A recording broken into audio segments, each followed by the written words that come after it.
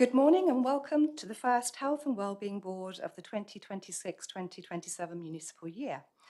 Before we start these proceedings, may I bring to your attention some housekeeping matters. There are no expected fire alarm testing today, so if the fire alarm goes off, we need to follow the fire and emergency procedures that are applicable to the council house, i.e. we leave via the closest safe exit and convene outside the court. This meeting will be broadcast live to the internet and will be capable of subsequent repeat viewing.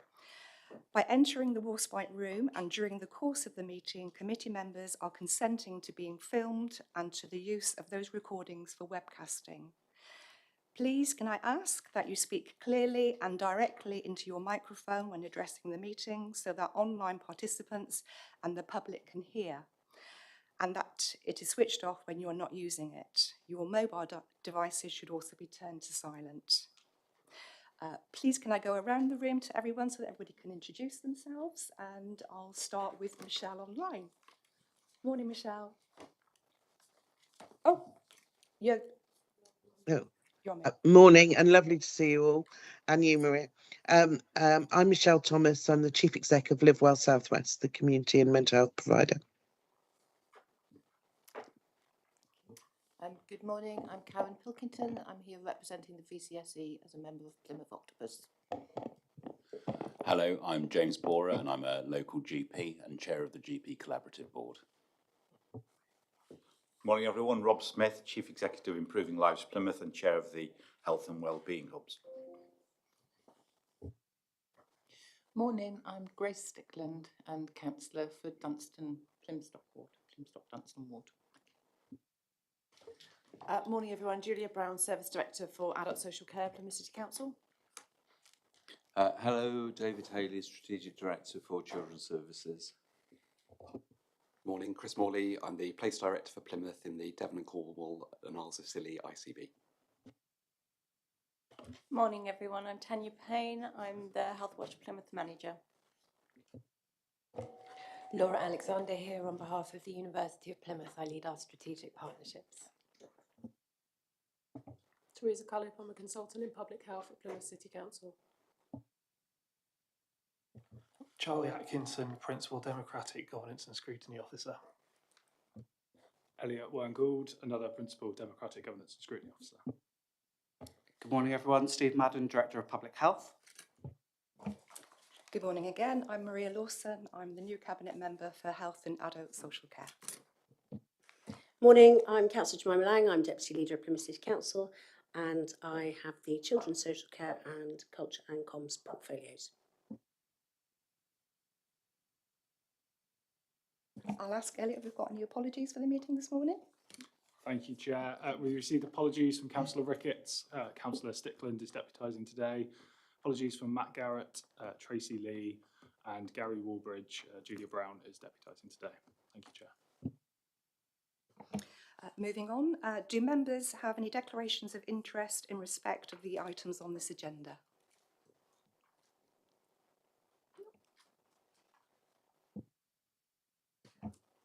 There are no items of Chair's urgent business. We'll move on to the minutes of the last meeting. I wasn't here at the last meeting, so can I have a proposal from the floor who was in attendance to acknowledge that was a correct record of the meeting? Do we have a seconder?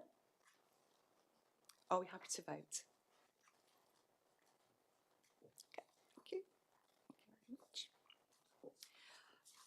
Are there any questions from the public? Not today, Chair. Thank you. Thank you very much. Moving again on to the next item on the agenda. The terms of reference are provided to remind members of the board's responsibilities, procedures and membership. I know you've all been circulated a copy. Are we happy to note the terms of reference? Everybody happy? Thank you very much. We need to appoint a vice chair for this municipal year, and I would like to promote Jemima Lang as vice chair. Do I have a seconder for that nomination? Yes, I'll second that. Thank you, Chair. And are we happy to proceed with the vote? Okay, all those in favour? Thank you very much. So at the start of each municipal year, the board must note co-opted membership, and I will hand over to Elliot now to explain the co-opted membership. Thank you, Chair. Members will remember that at our last meeting we updated the terms of reference for the board. I'll quickly run through. We have to note the membership for the year. Statutory membership is the Cabinet member responsible for health and adult social care, which is Councillor Lawson. The Cabinet member responsible for children and young people, which is Councillor Lang. The opposition member, which is Councillor Steve Ricketts. Strategic Director for Public Health, which is Professor Steve Madden. Strategic Director for People, which is now Adults, Health and Communities, which is Gary Woolbridge. Director for Children's Services, which is David Haley. A representative from NHS Devon, ICB and Isles of Scilly, which is Chris Morley opposite. Representative from Health Watch, which is Tanya Payne. Then we have additional co-opted membership, which includes the Local Care Partnership, Service Director for Community Connections, UHP, Liverpool South West, pharmacy representative, GP representative, which is currently vacant, VCSE representative, Wellbeing Hubs representative, and the University of Plymouth. We also have joined here today James Borer, who is attending in the pharmacy rep position. And Chair, I wondered if you might want to hand over to James for a quick introduction. Primary care rep. Primary care rep, thank you. Hi James, would you like to introduce yourself to the team? Lovely, thank you. You had me worried when it was pharmacy rep for a minute. I'm not sure I do a very good job there. So I'm a local GP and I have been for 15 years. I work at Pathfields Medical Group, chair of the GP Collaborative Board, where all GP organisations locally feed into that, and we're ultimately aiming to try and provide the patients of Plymouth with a better service. I also have links to the Devon Collaborative Board that I sit on, so we've got links to GPs across Devon, all again with the aim of improving the GP offer to our patients. Very passionate about improving care to our patients despite the challenges in doing so in the current climate. Happy to take any questions. Does anybody have any questions for James? Thank you, James. I'm happy to propose that James joins the board. Do I have a seconder? Seconder. And are we happy to take a vote for James? Thank you very much, that's carried. So now we're moving on to item 9 of the agenda, the Health and Wellbeing Board priorities. We've got a slight adjustment there because we're bringing forward item 12 and 14 because it fits in with that, our priorities. So I'm going to hand over now to Nick Shaw, who's going to talk about Plymouth as a marmot city. Thank you, Nick.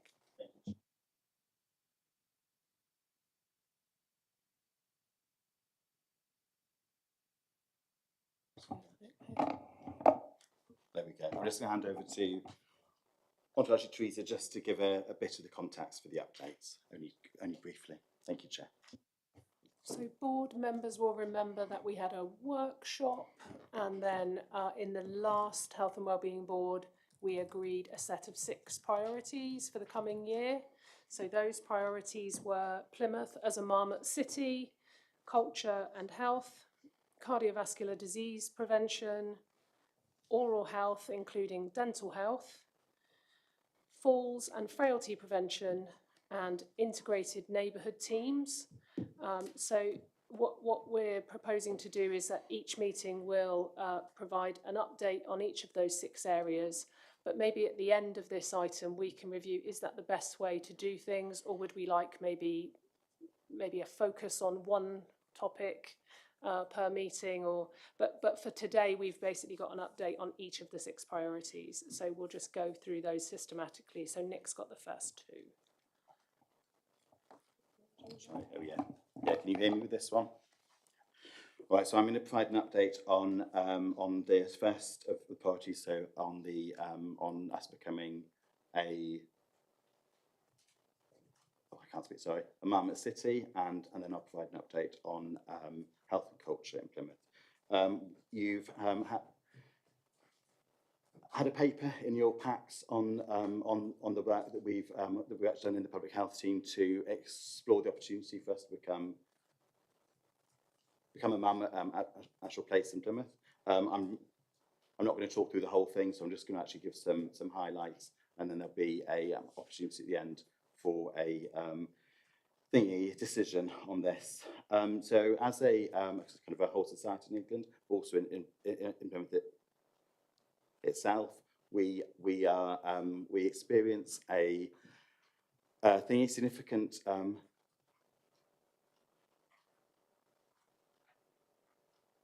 actual social gradient in health outcomes. We can actually see this in the whole society, but in Plymouth, I'm sure actually lots of you will have seen the map of Plymouth, which actually shows our I can't speak today. Sorry, actual transport, actual routes, and that kind of inequality in health and wellbeing outcomes between the east of the city, which tends to have kind of improved health and wellbeing outcomes, and the west of the city, and again between the north and the south. So we do actually see these health inequalities in Plymouth, as we do in kind of England as a wider society. The principles which are talked about in the reports of the Marmot principles were originally actually conceived as a way to implement into policy actual solutions to address those inequalities in health outcomes. And actually becoming a Marmot place is an opportunity to actually embed those principles into the work within that actual place, so in either in a region or in a city, and also to actually signal a that kind of actual commitment to thinking about how as a place we do actually address those inequalities. However, in Plymouth, we already have an existing actual framework looking at health inequalities and bringing that actual focus across the whole of the city and our partnerships and the whole system to bringing that kind of health inequalities actual focus. And that's been in place since Thingy Thrive Plymouth, and that was launched about 12 years ago now. So we are actually quite established in that approach in Plymouth, and we have actually embedded quite a lot of those principles that fit into Marmot into that work. And in the report, there was a bit of an overview of some of the actual activities which are taking place in both the council and with our partners, linking into those eight principles. That is, and I would emphasise that the bits that are reported in that paper are literally just an actual touch on that work that is happening across all our partners, across the work in the council, and across our partners in the voluntary actual sector as well. So there is an opportunity with with actually becoming a Marmot city to kind of build on that. However, there is also a significant actual cost to that as well. So which is in the report. We've had a look at this, and we've had some also actual discussions with other areas who are in the process of implementing this. And actually, in those actual discussions, we would argue that the work we're already doing as part of the Thrive Plymouth work is already actually meeting these aims, and that actually we would be more it would be of more advantage for us to actually embed the principles into the Thrive work rather than trying to actually take on a whole nother actual programme. And that was our offer in the paper. Thank you very much, Nick. I'll open that up to the floor now. Any conversation, any discussions, any questions, any points to bring up? Jemima? Thank you. Thank you very much for that, Nick. I guess I just want some reassurance that this couldn't be kind of interpreted as Marmot light, or not a full-throated kind of, yes, we really want to do this. I get that there's a cost element and we need to be mindful of that. But, I think this is just incredibly important, and I want us to be a proper Marmot place, and I want So I just want reassurance, I suppose, around that doing it this way doesn't somehow lessen the impact of what we're trying to achieve. Yes, thank you. So I think there's thingy two parts to this, to that actual question. So I think the first part is that that the actual cost and the investment that is the expectation for us becoming an actual mum, actual place is to actually support us with understanding health inequalities in Plymouth and to start to implement those actual policies within our actual strategies in Plymouth. So I think there's a bit that we are already quite advanced in that area. So we already have a good understanding of our health inequalities in Plymouth. We already have, as we mentioned earlier, that kind of that extra focus on health inequalities embedded into our work already. So embedded into the work in the public health team, but also embedded into how we work with our partners. So I think from that kind of perspective, adding on the extra investment through the programme, the Marmot programme, wouldn't necessarily for us add as much as it would perhaps for other areas who aren't as kind of aren't as advanced on the journey looking at health inequalities as we are in Plymouth. I think it's interesting to actually note that in those actual in the conversations with other areas who are implementing it, so particularly actually Birmingham, they were also actually really interested in how we're doing our work in Plymouth. We're actually wanting to implement something on the lines of the Thrive work into their work. So I think from our perspective, we're already quite a way ahead on the journey. And I suppose the other part of the question is about that being able to actually call ourselves an actual mum at actual place. So we have had that actual discussion with his actual team, and they are it's kind of we aren't able to actually call ourselves a mum at the city unless we actually buy into the programme. So it's a condition of buying into the programme. So I think for the board when you're thinking about our kind of offer in this paper is if we feel being able to actually call ourselves that particularly is worth that extra investment, or if actually embedding it within the Thrive work that we're already doing, that's already a well-established brand in Plymouth and it's well understood by our partners, is actually meeting the ends which we need, which are addressing health inequalities for people in Plymouth.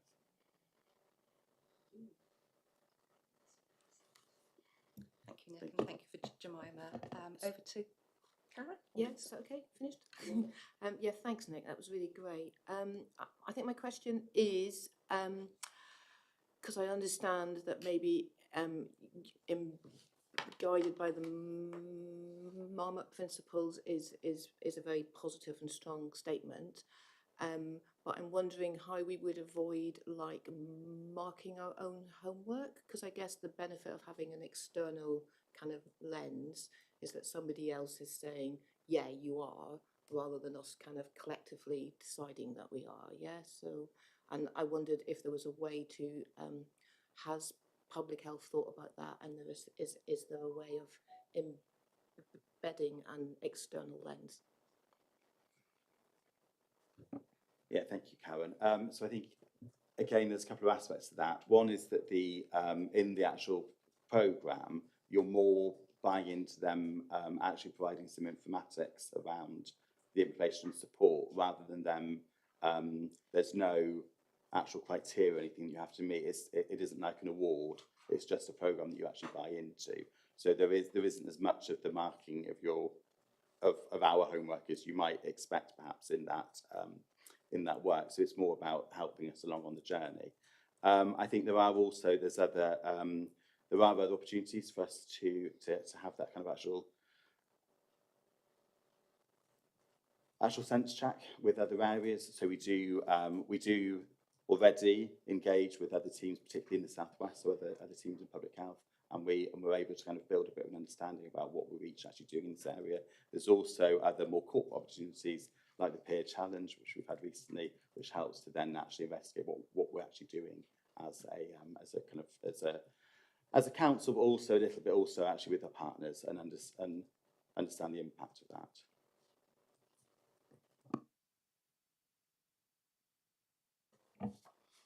Over to you, James. Thanks very much. I'm very impressed by a lot of the work on health inequalities that's come out of Plymouth. My one question would be is, if we are not a named Marmot city, would that potentially exclude us from future funding opportunities that could be useful for our patients and population? Yeah, thank you. That's a good question. I don't believe it would. I think there isn't any specific funding attached to the programme, and this is part of the reason we would have to pay to actually join, because the Institute of Health Equity are reliant on the funding they raise from people becoming Marmot places to actually be able to actually do their work. So there isn't any funding that's actually linked into that programme. I believe that as a kind of public health team, as a council, and as a wider partnership in Plymouth, we are able to actually demonstrate our work for health inequalities. And I think that ability to actually demonstrate partnership working is almost more important than kind of having that actual name if we're looking for kind of other funding. Thank you. Jemima? So just with the kind of comms semantics head on, how would we describe what we're doing? And the second thing is, do they mind if you take their principles but you don't join their programme?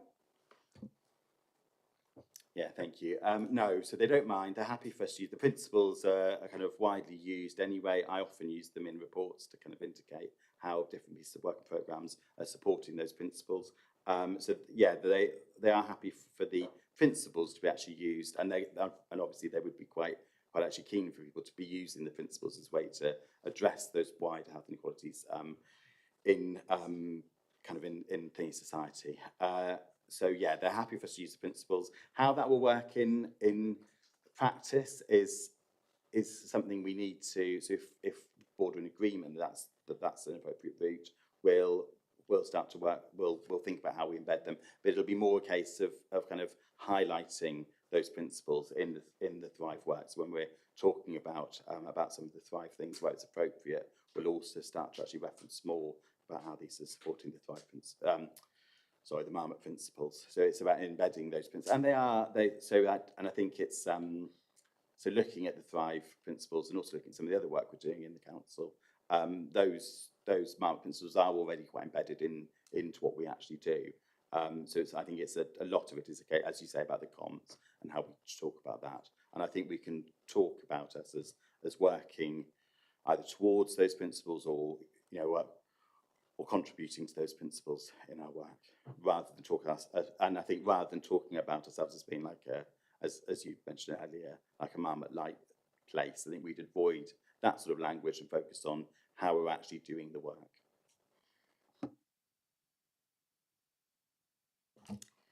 Is there anybody else that would like to speak? Okay. Maria. Thanks, Nick. So really, really helpful overview, and absolutely endorse the work, really positive work that takes place in Plymouth and how that aligns. I think the proposal certainly makes sense from that perspective. And actually, if we were looking to invest, we'd be better investing that money in the interventions to support the communities and people. I just wonder from the kind of optics perspective and understanding, you mentioned that good links across public health teams within the southwest peninsular area. How do we compare? We're not an anomaly in not being a Marmot, applying the Marmot principle. Are they in a similar kind of place? Yeah, thank you. So as a region, the NHS England and OHID regional team have already, and about 3 years ago, actually joined up as a Marmot, so the whole region. So we already have regionally actually benefited from some of the input from the Marmot actual team. And there aren't any other local authorities in the Devon and Cornwall footprint who are independently also Marmot actual places. So we are kind of also actually consistent with other local authorities, and they've kind of all actually pursues different approaches to looking at those drivers of health inequalities. Thank you. Okay, Michelle? Thank you for that. It is always food for thought, isn't it? And actually, is it the right way to be principled with the Marmot principles? But I suppose that my thought was around the challenge. And are we going to go light, or are we just going to go along with it? There are many places in the city where there's a multi-agency ability to look at those principles and to put a real challenge in. And possibly one of the things that we would want to come from that is that we have one version of the truth, so that all of these different multi-agencies can come together and really give ourselves a test in each of those areas as to what is it really like. So, in primary care, does it feel like this? In the community, with the community groups, that I think we've got opportunities, and there's something about the Health and Wellbeing Board asking those multi-agency groups to actually do a test and a peer type challenge several times through, I don't know, through the year, over time. So we're constantly doing that. So we actually feel and believe that those principles are what we're all working towards. So we can almost, get behind the principles and actually own them.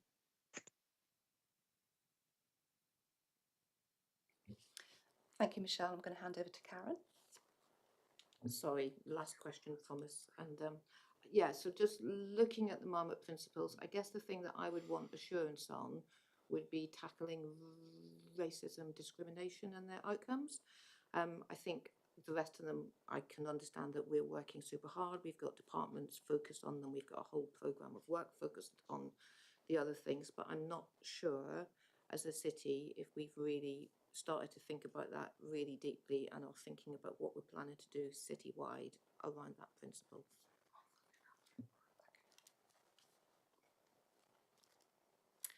Laura?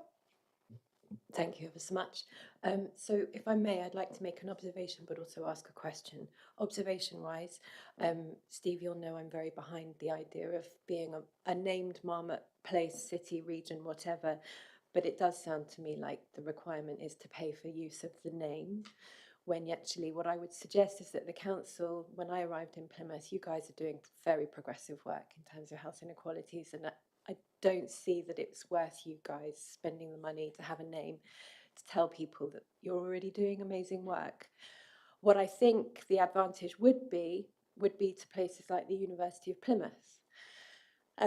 So actually with that in mind, perhaps there's another conversation that we could have whereby we could be looking at what advantages we would be getting from that and seeing if we can help you achieve those things, which is being a national voice, because I think that's what Plymouth has the opportunity to be. You guys quietly beaver away down here and do amazing work, and I think we could help export that. So my observation is you're doing amazing work. I think from a university perspective, the Marmot brand is a very important lever, but I'm not sure you guys need it particularly. My question is this something that can be revisited or come back to, probably in line with Michelle's question, because I wonder if we could further emphasise the need not to do it, because maybe 6 months of more collaborative work could actually enable us to demonstrate the value without you spending the money. So could this be revisited would be my question. I'm going to hand over to Steve now. Thank you. And just to echo the sentiments of members that have already spoken, so I think we do recognise that Plymouth is ahead in some of these spaces, and I don't think it is good value of public money to pay for a name, which is why I think applying the principles is really key here. Just leaning into what Michelle said, I think we'll talk about integrated neighbourhood teams in a bit, but I think there is an opportunity as we start to unpick what the principles of integrated neighbourhood team working looks like, to look at how we embed the Marmot principles into that space, which I think is a real key opportunity for that cross-partnership working. To touch on the point that Karen made about, so the Marmot principles started as 6 and then increased to 8. So those last 2 principles, particularly the one around tackling racism is a relatively new addition, but I think it's to highlight that there are conversations going on in that city leader space to look at that. We recognise that there is a lot of tension both at community level, city level, region and national at the moment, so it's more important than ever to look at how we do this. I think the council stands in a really good position to be able to look at some of the work that we're doing, but we also need to bring some more of the core organisations on board in that space in promoting equality, but also tackling the inequality and racism associated with it. So I think those conversations are ongoing. And then just to come back to Laura as well, is yes, we'd absolutely welcome that further engagement. It's still a principle for the year, so I don't think we're saying that this is done and dusted. I think this is showing you the work that we've done so far to try and bring this work together. The Thrive programme for Plymouth, which is about 12 years old now, is really doing what the Marmot principles are, and I think there is learning here. So it is about carrying that on, and we can dovetail that into the other points that we've already made. But I think doing this piece of work initially just highlights, again, what Nick has produced doesn't cover absolutely everything we do across the city to tackle inequality or embed these principles. So I think it's this isn't the end of the road for it. I think we continue to push it through the Thrive agenda, and because that is our brand for Plymouth. It is known to be the inequality tackling programme, and how we still maintain that those Marmot principles in that broader space. So yeah, thank you. Does anybody else want to? Okay, Tanya. Yes, I think I generally agree with the conversations that have been going on, particularly around the costs associated with the name and the fact that it is in being embedded into the Thrive. I take Michelle's point earlier about testing these principles, but I would also encourage testing these principles with the public and residents and how they feel, whether these reflect their experience as well. Thank you, Tanya. I think Michelle wants to come back in. Yeah, I was only going to add on to the work around racism, etc. And that is something that is happening right across the system. And I do think, again, it's about what are different organisations doing and pulling that together and doing the learning together, so that actually gives a real strength to that action. And it's not lip service that's happening only in one place, because it's real. And we really need to do a lot about it for our citizens, but our workforce, etc., etc.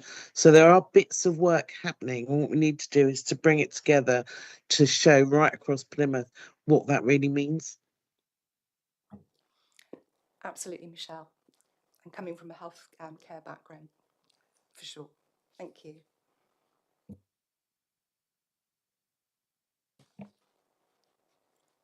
Does anybody else wish to speak? No. So we'll go on to the recommendations. Are we happy that the Health and Wellbeing Board revises their 2026-2027 priority to become a Marmite place to the continued delivery of Thrive Plymouth, and that the Marmite principles are embedded in this programme? Are we all happy with that? Thank you.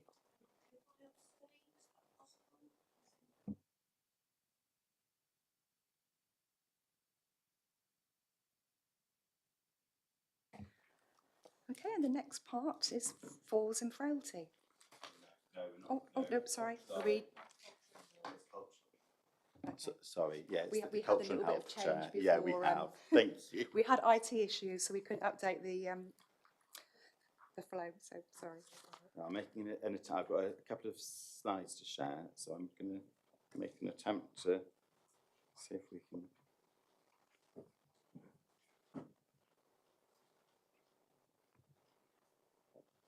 Sorry.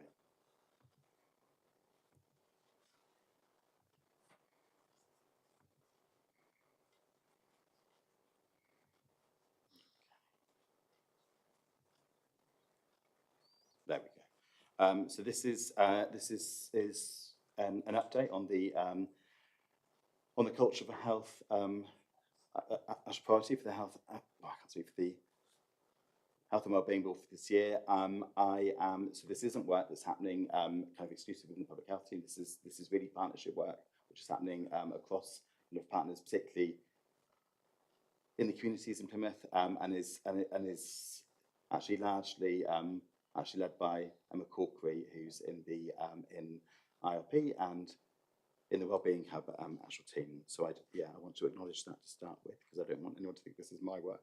Let's see if we can move on.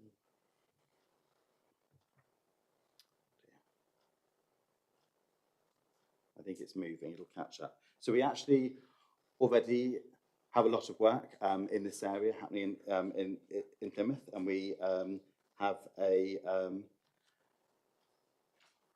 creative health as a network, which was established last year. Here we go, we're moving on, there we go. Oh, we've jumped on too far now. Well, don't worry. Which was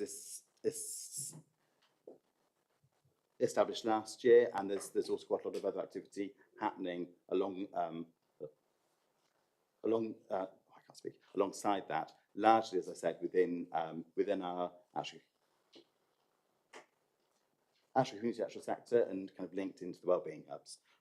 We do have a video in the presentation with the interest of time, and because it's not quite on the right page, we'll hold that for now, and I'll ask Elliot to actually share the actual slides with you, and you can have a look at that in your own time. Our two actual priorities for theme for this year are actually building on that existing work that's happening in Plymouth and across our partnerships. So it's about actually continuing to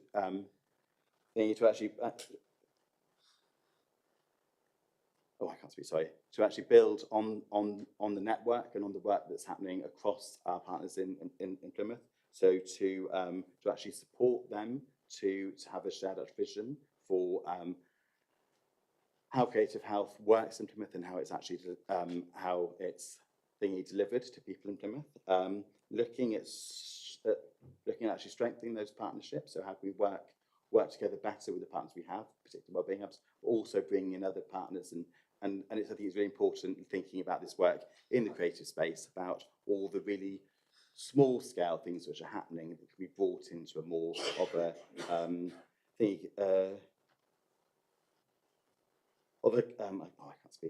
cohesive whole. There's also an opportunity to look at some actual pilots of particular interventions and working with our partners to actually deliver them, and as I said earlier, to actually grow the actual network, and to bring in kind of extra partners into that. The other priority in the action plan for this year is to improve access to these opportunities for people who are living in Plymouth, and looking at how we actually increase the visibility of the offers which are already there, of the activities happening in our communities, about integrating these offers better into the wellbeing hubs, so helping people, supporting people to be able to access those offers and those activities through their kind of existing actual connections. Looking at if there's any development opportunities for people who are working in our communities, in organisations, in groups who are working out in the wellbeing hubs, also in the wider organisations in Plymouth, but also actually thinking about how do we increase opportunity to actually share some of those experiences. So for people who've been working in our actual communities already, and already engaged in these activities with people in Plymouth, what's the actual learning from that? How can we actually share the learning, and also actually share those that kind of impact of these activities for the people in Plymouth? So that's just a brief overview. It's quite a short one. That's just a brief overview of the work that we have planned across the partnership for this year, and I welcome any questions. As I said, I've brought this on behalf of my colleagues and my partners. So if there's any questions I can't answer, I can take those actually back to them, and I'll offer a response through Elliot. Thank you. Thank you, Nick. Any questions? Okay. I'll go to Rob first. Thanks, Nick. Just wanted to say, I mean, this has been quite a journey that I've been on in terms of understanding creative health and its impact on health and broader wellbeing issues. I'm aware in some ICBs up and down the country there are significant resources, financial resources that have been allocated to drive this agenda, backed by huge amounts of national data demonstrating its impact, its positive impact. So it feels like there's still a bit of a journey for us to go on to really mainstream the thinking and the idea around creative health. We've got an emerging active network of partners. We just had a recent, we're meeting on a quarterly basis. Marjon are particularly involved, and then obviously we're linked into Plymouth Culture. You've got all the health and wellbeing hubs, but think of creative health as being much broader than maybe being involved in art or in singing groups. It can be gardening, it can be knitting, it can be heritage or history projects. And a lot of the wellbeing hubs and a lot of grassroots voluntary sector organisations use these activities as a great medium to be able to engage with people. So whilst people are coming in for their knitting group, at the same time we're potentially delivering on social isolation and mental health, social cohesion, all sorts of different outcomes that we can achieve through creative health. So I just wanted to reinforce that, and also to bring back, I think at a later date, if we bring back some of the evidence that's been collated nationally, just to demonstrate the impact so we can see that ourselves. Absolutely, thanks, Rob. I'll hand over to Jemima. Rob said everything I was going to say. I'm obviously very personally invested in this, and I'm just so thrilled to see it on the agenda. And I think maybe on the priorities again, I think there's something around data, and because I think that is the key thing for there's a lot of people that understand and believe the impact. For the people who maybe don't, or even for the people who do, it's always useful to have data that really underlines the difference that it can make. And I was at the last Creative Health Network meeting at Marjon, and there's such an appetite in the city to advance this agenda. And I suppose it's not really, I'm doing that comment rather than a question thing, sorry, but I think there's just something about really making sure every institution is involved, the box, the theatre, Arts University, University of Plymouth, really get everybody involved in this agenda, because I'm convinced that there are significant impacts financially for, ICB, for the NHS, for social care in our city, that there's really something here if we can really get it right. So I agree with you. We're not at the start of the journey. The Creative Health Network's been busy working away. So there's something about raising the profile of that work and really using this year of this being on the agenda to really demonstrate impact. And earlier there was a point around how we should conduct these meetings in terms of our priorities. And I do wonder if there's a focus on each of the priorities at the meetings with an update on the other 5, because I think otherwise it risks one or two of them maybe not getting that absolute focus and just a kind of general update to the meeting. So that would be my preference. Thank you. I think that would be a good way forward for the board. So just going back to the Creative Health Network, really agree that it's a massively important thing and it's a great priority. So thank you, Jemima, for popping it on the priorities. It's really important. I guess the reason that Marjon are so involved is because they have an MA in creative health. So there's a journey for people who are really passionate about this stuff to get trained up and kind of get out into the system. There's a question, so my question is, will funding follow this for some of those people who are going to be practitioners in creative health? Yeah, so is that something that we think about as the board, or does that just get noted and held? Because I feel like in order for this to be taken seriously, the ability to support people in those kind of like jobs and professions around creative health is really important. And obviously we've had a distinct cut in funding and also the ability to do those kind of career pathways in the city recently.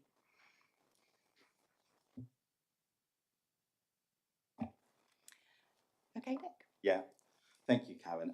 Yeah, no, I do actually recognise, and we recognise the that issue of of actual funding across the whole of activity happening in the voluntary sector, and actually lots of the work which happens in in our actual communities is contributing to health and wellbeing outcomes in ways that aren't linked to like health interventions, and I think kind of this certainly falls into that. I think there's a bit about we do have there is a good evidence base in general, as you know, for the impact of this. I think there's something over the next year that we touched on in the presentation about building some of the local evidence around those actual stories, some of the actual narratives around what the impact has been of what's there that will help us with looking at the funding of work in Plymouth in the communities is always on our minds. So this is definitely part of the mix in thinking about kind of where some of the funding is it's actually focused. As you know, there's a finite envelope, and it may be again one of those instances where we really need to think about what those wide opportunities are for funding. We do have some opportunities in Plymouth that could, if people in Plymouth feel that this is important, could be drawn into this. There is opportunities as well to integrate into the neighbourhood health, thinking about how this aspect of health and wellbeing fits into that actual agenda, and if there's also funding that could also flow with that, particularly around how that integrates into the wellbeing hubs. Thank you, Karen.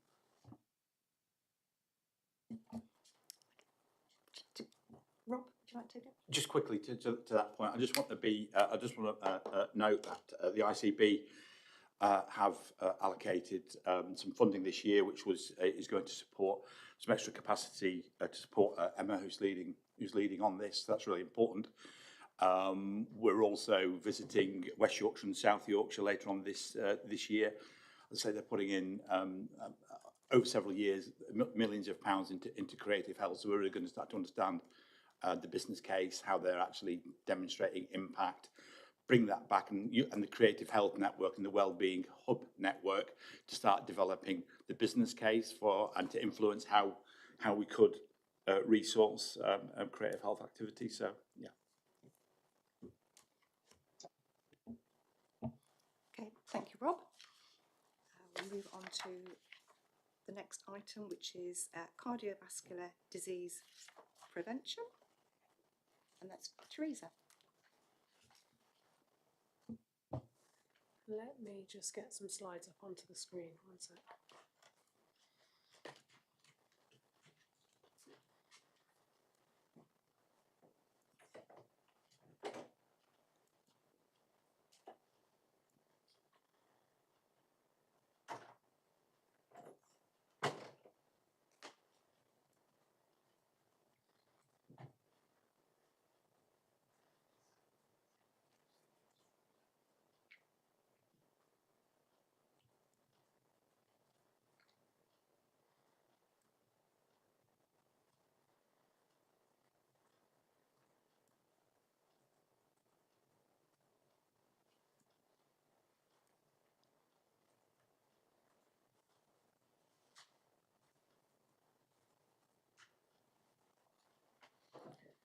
So colleagues will have read the report, which summarises what we've done since we agreed cardiovascular disease prevention as a priority. So just to kind of summarise a couple of those things, one of the chunky documents that you will have gotten would have been the CVD Health Needs Assessment, which we put together. I haven't prepared a full presentation on that, so if it would be useful to do so and to get into the detail of the data, we could do that in a follow-on session if that would be helpful for members. But otherwise, it's there for you to kind of trawl through. And I think I'll come on to, on the next slide, I'll come on to what was effectively the 6 recommendations from the health needs assessment in terms of like, so what do we do now? I think for me, to be totally honest, very comprehensive document didn't tell me anything I didn't already know about the challenges that we face and some of the factors behind that.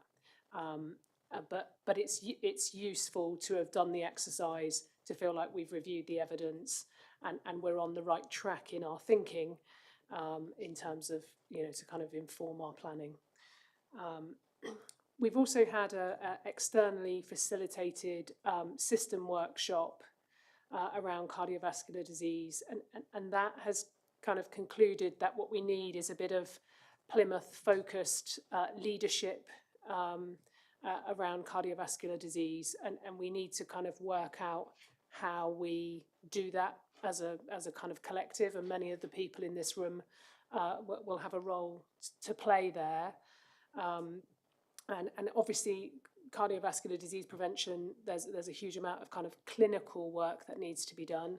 So we need kind of, really engaged representation from colleagues who work clinically. But then there's also all that wider prevention work, some of which sits in a local authority setting, and some of which sits very much in kind of our communities and in our VCSE sector as well.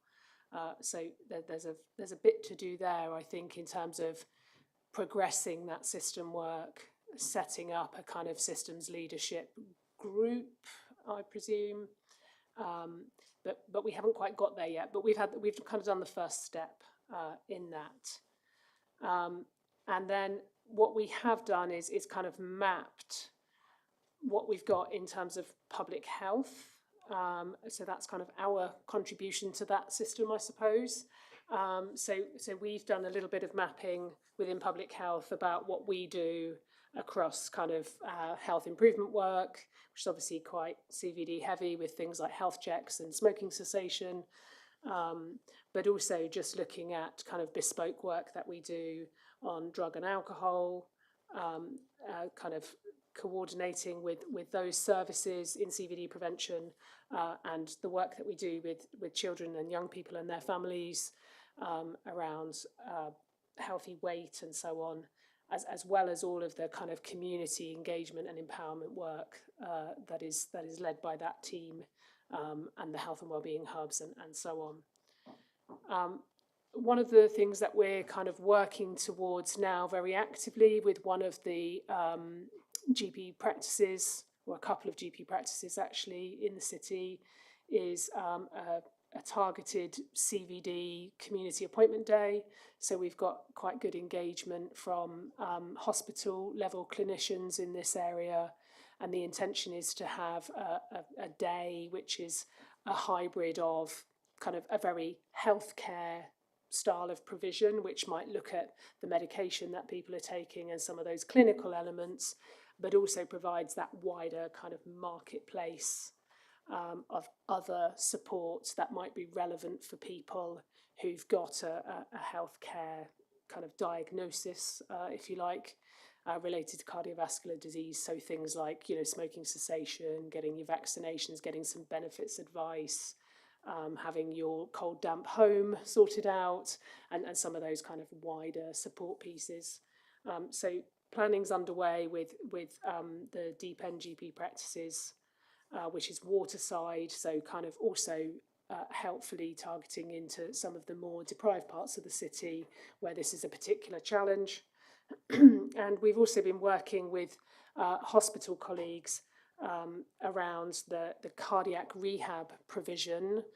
So it's been identified in that clinical setting that there's an opportunity to really improve cardiac rehab for people who've had some kind of cardiac event and therefore need support afterwards to kind of get back on their feet, but also to kind of, you know, engage more with healthier lifestyle choices and some of those other things. So we've been working with hospital colleagues on that, and I think that that has an opportunity to kind of progress further into more kind of community level care, which I think will be probably one of the project areas which might be relevant when we come on to talk about integrated neighbourhood teams and we start thinking about delivering things more in our neighbourhoods and kind of closer to home. So maybe just to move on to the health needs assessment that we did. So obviously lots of data in there, and maybe we can kind of get into that in a separate session. But the conclusions from that document were, I think, no great shakes, unless anyone has an alternative view, would be the things that we might well have thought would be key to be doing. So more around prevention, so looking at some of those key risks, which as we know in our city are very clustered in particular communities. We see kind of, you know, in our more deprived communities, we see a lot of these risk behaviours kind of really clustered there. So a lot more work on prevention, and that spans all of those kind of those different risks. Then something maybe kind of speaking more to kind of, you know, the clinical work that needs to happen in this area around earlier detection, and then obviously kind of onward management of that, which we come on to on number 4. So looking at some of those clinical risk factors, so high blood pressure, high cholesterol, those kinds of things. Also, and you will have seen this in the health needs assessment, around inequalities, so kind of areas of the city or particular groups that we might see where the cardiovascular disease burden is greatest and the outcomes are worst. So what are we going to do to kind of target those high risk groups to engage into those communities where the impacts are greatest? Managing better, obviously a lot of that lies in the clinical realm, so kind of, you know, very much speaks to the work done by many colleagues in this room, but how do we ensure that we get, you know, the absolute best treatment for everybody? Also looking at the secondary prevention angle, so I already spoke about cardiac rehab, but for those people with a known healthcare condition, how do we improve the follow-up? How do we improve people's recovery? How do we support them to progress forward with their lives and minimise their future risks? I think that's really key. And then something, again, that I've already kind of alluded to with some of the work that we've been doing is about how do we organise our system to join up a lot of this work, because I think there's a role to play across many different parts of our system, and it can feel a bit big and complicated. So how do we share data and information? How do we bring that together? How do we produce kind of cohesive programmes that make sense for people in the city? And how do we kind of get that to those that need it most? So those were the main priority areas that we identified in the health needs assessment. So I'm happy to take any questions, and it would be helpful to get the board's view on what we'd like to do next, I suppose. So these were the kind of asks of the board in relation to the health needs assessment and the cardiovascular disease programme. So I'll hand back to you, Chair. Thanks. Thanks, Teresa. We agree that it would be good to look at the health needs assessment at the next, when we discuss this again, because I think there's a lot of information in there about the areas that we could focus on. Thank you. Hand it over to anybody else who wants to speak. James? Thank you. Very useful pack of data. It is shocking to see the difference between the most deprived and the most affluent areas. Although a mention of our GPs working in Devonport, they actually do incredibly well in terms of hypertension and lipid control, despite the challenges, but there's still more to be done. I think this lends itself very well to neighbourhood health models. targeting interventions at those patients of greatest need, and considering whether we need to do something additional on top of standard care in those most deprived areas with the greatest challenge.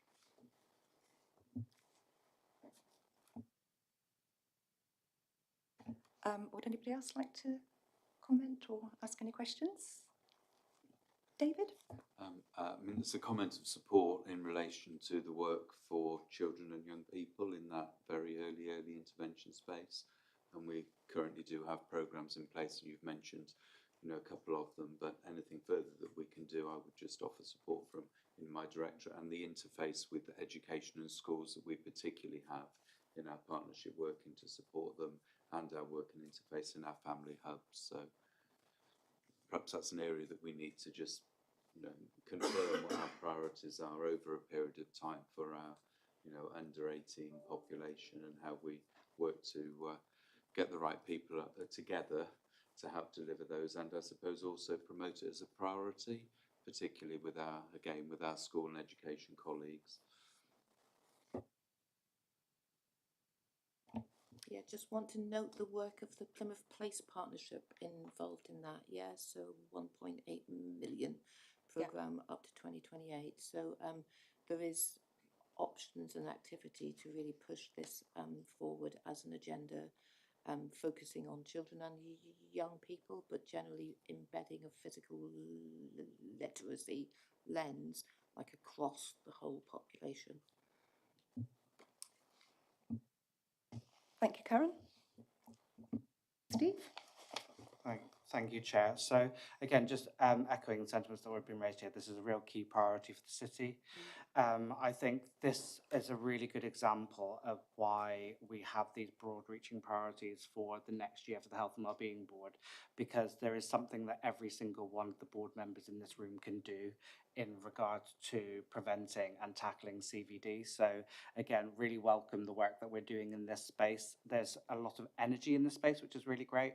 And just echoing James' sentiments, cardiovascular disease is a key priority for the integrated neighbourhood team's work, which we'll talk a little bit again in a minute about. So just to echo the support here, but also just so that members are aware, it feels very public healthy in this room today. It's a lot of my team presenting reports, but this has to be owned by all members. So when we do provide these future updates and completely support that we'll do deep dives and light touch as we go through the year, it is an opportunity for you to demonstrate your organisational and personal contributions into this space as well. So thank you very much. Thank you, Steve. Does anybody else wish to speak? So absolutely, I think welcome the work that's been done. The workshop that we held where we had the supported conversation was really useful too. Certainly, as Steve's described from an integrated neighbourhood team perspective, it is a priority. It's also a priority for the ICB. So we are really committed and welcome the further conversations and thinking about how our locality place team within the ICB can support that as we develop the work programme too. Are we all happy with the discussion so far? So, as the board, we'd like to note the findings of the CVD health needs assessment, note the priority areas detailed, and provide guidance on these to inform development of a full delivery plan, and note the progress in developing this work stream and provide any strategic input and support continued system and community collaboration. Thank you all.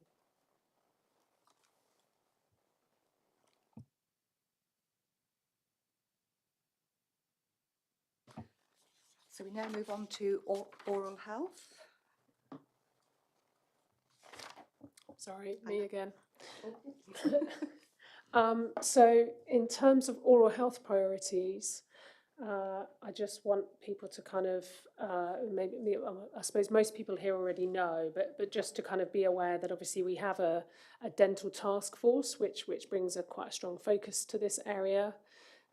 So maybe one of the conversations we can have at the end is where does this work best sit and how best to kind of coordinate it across the two different forums. But I think I just wanted to highlight kind of the work that's being done on oral health at the moment. So we've got quite significant prevention programmes in place across the city on supervised toothbrushing, on oral health education, and on fluoride varnish. And there's huge amounts of work kind of going on to make sure that those are commissioned into the right neighbourhoods, they're targeting the right children, and we're absolutely maxing out the funds that we have in order to kind of get as much oral health prevention as we can to children across the city. So there's really quite a massive infrastructure around oral health prevention, largely in schools. Alongside that, we've been working on a programme around support for particular vulnerable adult groups. So we're still waiting for a report on older adults in care homes and their oral health needs and challenges to inform some work in that area. And we're in progress with a proposal to increase the support for people experiencing homelessness in the city. So there is a bespoke service for that community, but it's inadequate for the needs. And so we're looking to kind of expand that service. And then we've been talking about and thinking about what do we need to do to support people with wider challenges, whether that's SEND needs, mental health support, or wider disability in terms of how they can access oral health support. And then alongside that, and this is a lot of this workforce development work is very much done hand in hand with the dental school and Peninsula Dental Social Enterprise around workforce development in relation to dental students and kind of non-dentists delivering oral health support and care. And there's also a lot of kind of work on those initiatives from LiveWell colleagues that run the dental access clinic as well, which obviously provides kind of the emergency provision that we have in the city. So all of that is our way to kind of navigate the challenge that we have of no dentists or very, very little NHS dental provision in the city. So what we've done is the best attempt to kind of repurpose the money that is available for that type of care into prevention programmes. So those are the main pieces of work that are ongoing across the dental task force. So there are a set of priorities that have been kind of set by the dental task force going forward around continued progression of work in those areas. So on the prevention programmes, we're updating our evaluations so that we can make our commissioning even better and tighter, and very much kind of focused on outcomes. We're also looking at a collaborative research project with colleagues at the university on the impact of poor oral health for vulnerable adults, and that will help us to kind of build the evidence around why that's so important and why that needs additional investment. And there's a business case pending decision around workforce training in oral health. And there are some new priorities that have been established by the Dental Task Force focused on children who have never seen a dentist, so providing them with access to at least a dental therapist who's able to deliver a similar amount of care as a dentist would be able to, particularly for children in that age group, because the nature of the care is not kind of super complex at that point. So kind of just widening that workforce so that we're able to use dental therapists to deliver that care so we can do more of it. And then we've also been kind of very much engaging with the data and kind of better understanding to further inform our work, because so much of this is about kind of advocating for funds to be spent in this area. We're really kind of engaged with developing the data and developing the evidence to kind of make the case for that. So asks for the board are just around kind of noting that progress and the fact that at the moment the Dental Task Force oversees quite a bit of this work. So welcome any thoughts from any board members here. But one thing I did want to raise was, would there be a benefit in kind of having this work stay within the Dental Task Force with an update to the Health and Wellbeing Board, or would the board like to kind of have, you know, a single focus on this at a particular point in the year? So again, would welcome the board's view on that. Thank you.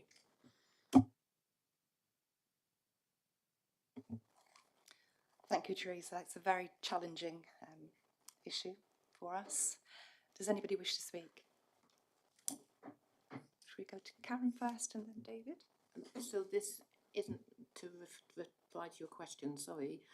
It's just really a question for David. I'm aware that within safeguarding for young people now, there's like medical neglect, and obviously tooth decay could be challenged or thought of as medical neglect, and I'm really pleased to see that there's kind of funding coming forward to support that, so perhaps the burden of that goes off the parents slightly and onto the local authority perhaps, or somewhere that's able to support children in those ways. And I just wondered if you have a update or some thoughts about that. That would be great. I mean, certainly I can bring a more fuller update to the next meeting, but certainly that has been introduced into the legislation, and we are aware of that. The best place to be able to address this is through early intervention prevention work, as we've seen and as we've discussed.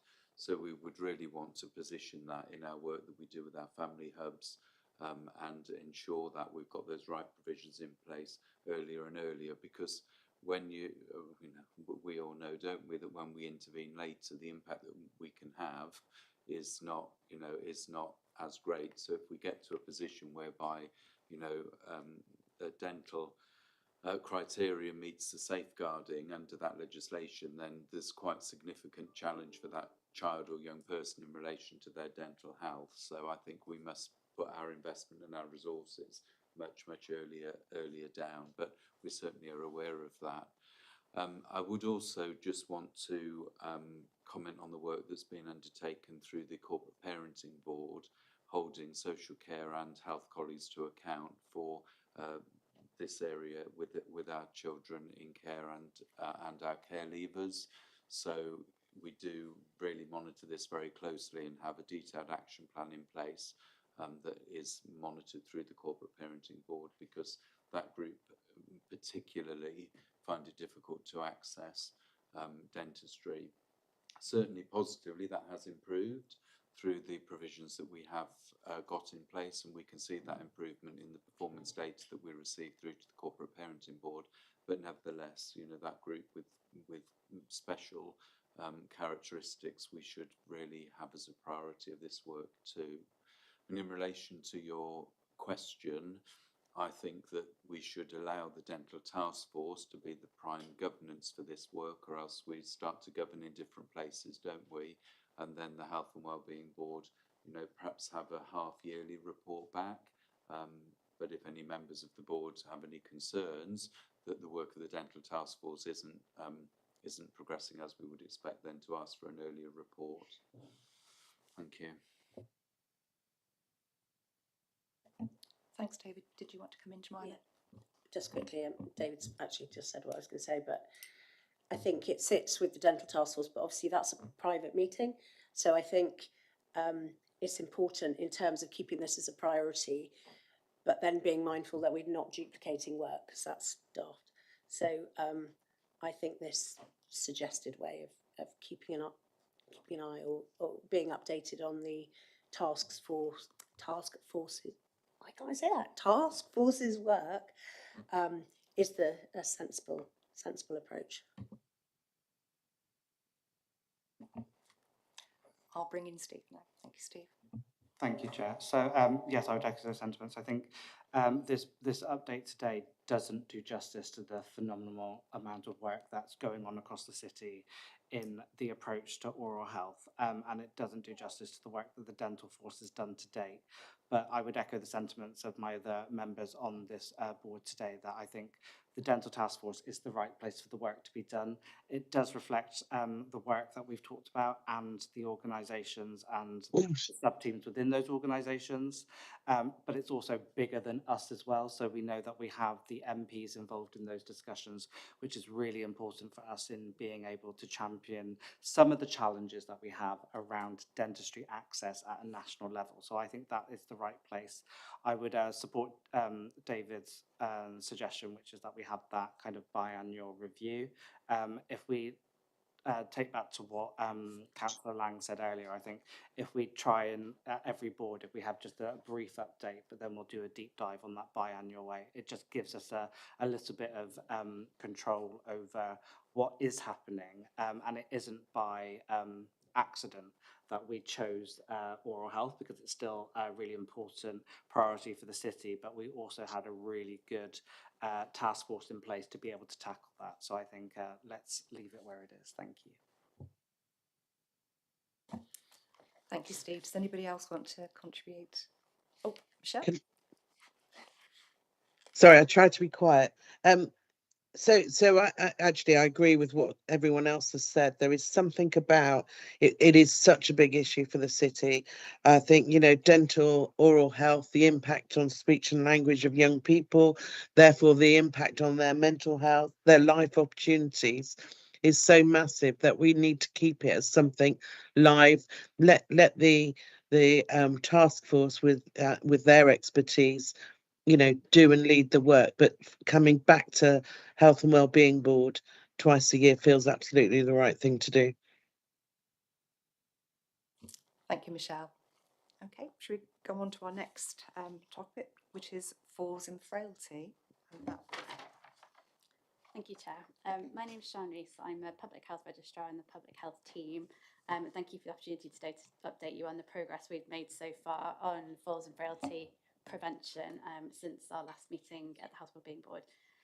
So just by way of a background, so we're hoping to present to you today the delivery plan which you've all received, but to also welcome your thoughts on what might be more strategic priorities within that plan for the year moving forward.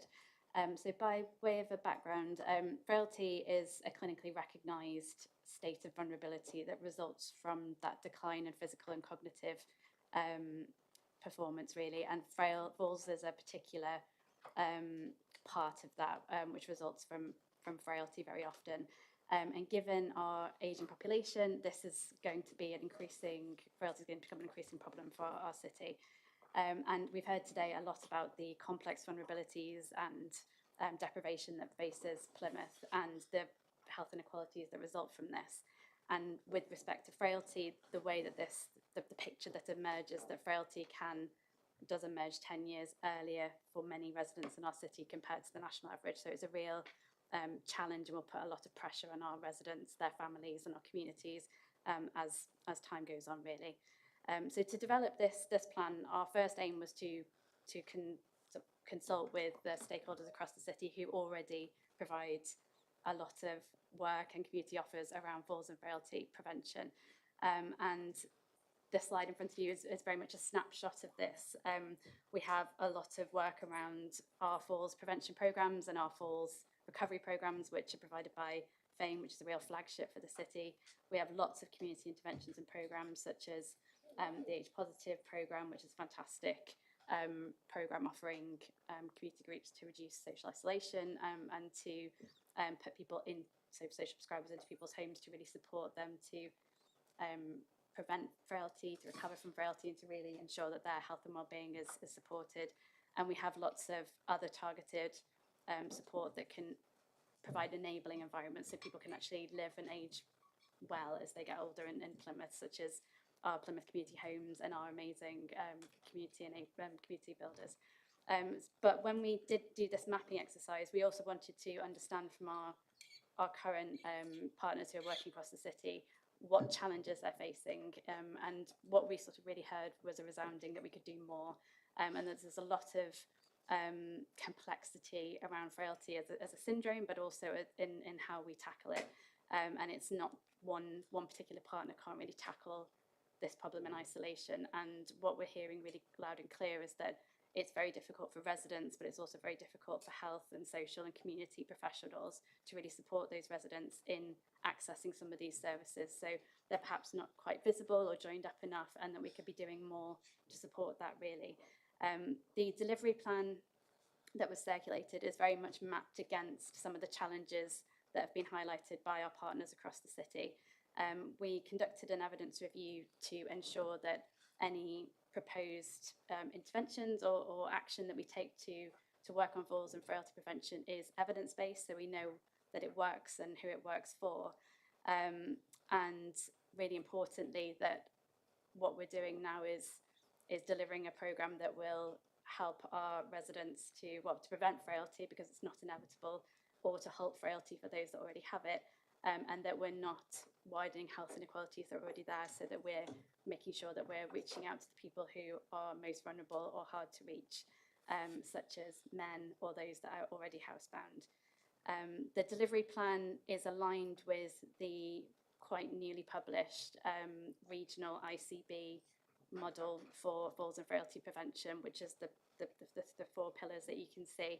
And I won't go into all the detail because there's quite a lot in there, but really just wanted to highlight that we, again, I really want to target those hard to reach groups. So that might be specifically reaching out to men, that we're developing something of a front door for long-term conditions and generally, but ensuring that, as we've said, that anybody in Plymouth is able to have an understanding of what is on offer, so that we can support our residents to really access what's already there. That we're doing more work to be more proactive, to reach out to those people's homes and to make sure that they're getting the support that they need, and streamlining essentially what we already have. And really importantly, strengthening our monitoring and evaluation capacity, because we need to know that what we're doing works and be able to demonstrate that. So we've proposed some work around that, and ensuring that we have the leadership to make sure that this work is driven forward, that we don't lose progress, and that we can really keep our work, the amazing work we are already doing, but strengthening that as we move forward as a city. And yeah, the next steps really are to strengthen that plan. We want to do some more collaboration to ensure that we are really focused on tackling those challenges and aligning that with what works, and just really getting down to the nitty-gritty of the implementation, so exactly how we will achieve some of these proposed mechanisms to tackle falls and frailty prevention. There is a lot of detail, so I've tried to just keep to the highlights, but we do welcome any thoughts or particular areas for priorities within the plan. Thank you very much. Would anybody like to speak or ask any questions? Okay, James. I almost got looked at there, didn't I? I think falls and frailty again fits incredibly well with neighbourhood health and actually all the other topics we've discussed today, such as the creative health programme, getting people out, engaged in their communities and doing wonderful things that are not medical in any way, that are going to improve their outcomes. Also CVD, a major cause of frailty and early death. Tackling that earlier will really help. So I think there's so much crossover, and I think neighbourhoods are a really good place to lead that work. Thank you, James. Over to Jemima. Thank you. It's a really comprehensive plan. I'm just interested in, I don't seem to be able to talk this morning, I'm interested in AI and how we're thinking about how AI can feed into this. There must be applications around, you mentioned housebound people and how we know we're reaching everybody that we need to reach. Those might be two separate questions, but I'm interested in the AI, kind of the future of how that might help with this agenda. Thank you. Yeah, I think you're absolutely right. I think so. There are some work already being conducted by some of our GP partners with Brave AI. So trying to look at ways of risk stratifying patients and identify those that might be at risk of falls. And so I think there is work already being done, but we are particularly interested in strengthening the data that we first capture on our residents, because one of the first things that became really clear was that the evidence, that the data isn't very clear for Plymouth, so we don't know how many people are frail, and we're currently working to, we have that data, we just need to look at it now. So, but we are hoping to maybe do something with that, and sort of alongside that, we are exploring how we might use AI to support residents and professionals supporting residents to access these services. So saying, screening them essentially, what are your concerns, and this is what we think would be a useful offer for you. So I think there's lots of different ways that it could help, and it's really important. And I think we would like to explore that. We can make that a little bit more explicit, I think, in the plan. Thank you. I wonder if there's an action or something to take away from this meeting around AI, maybe not just confined to this agenda item actually, but just in general, how it might be playing into across the health agenda in Plymouth.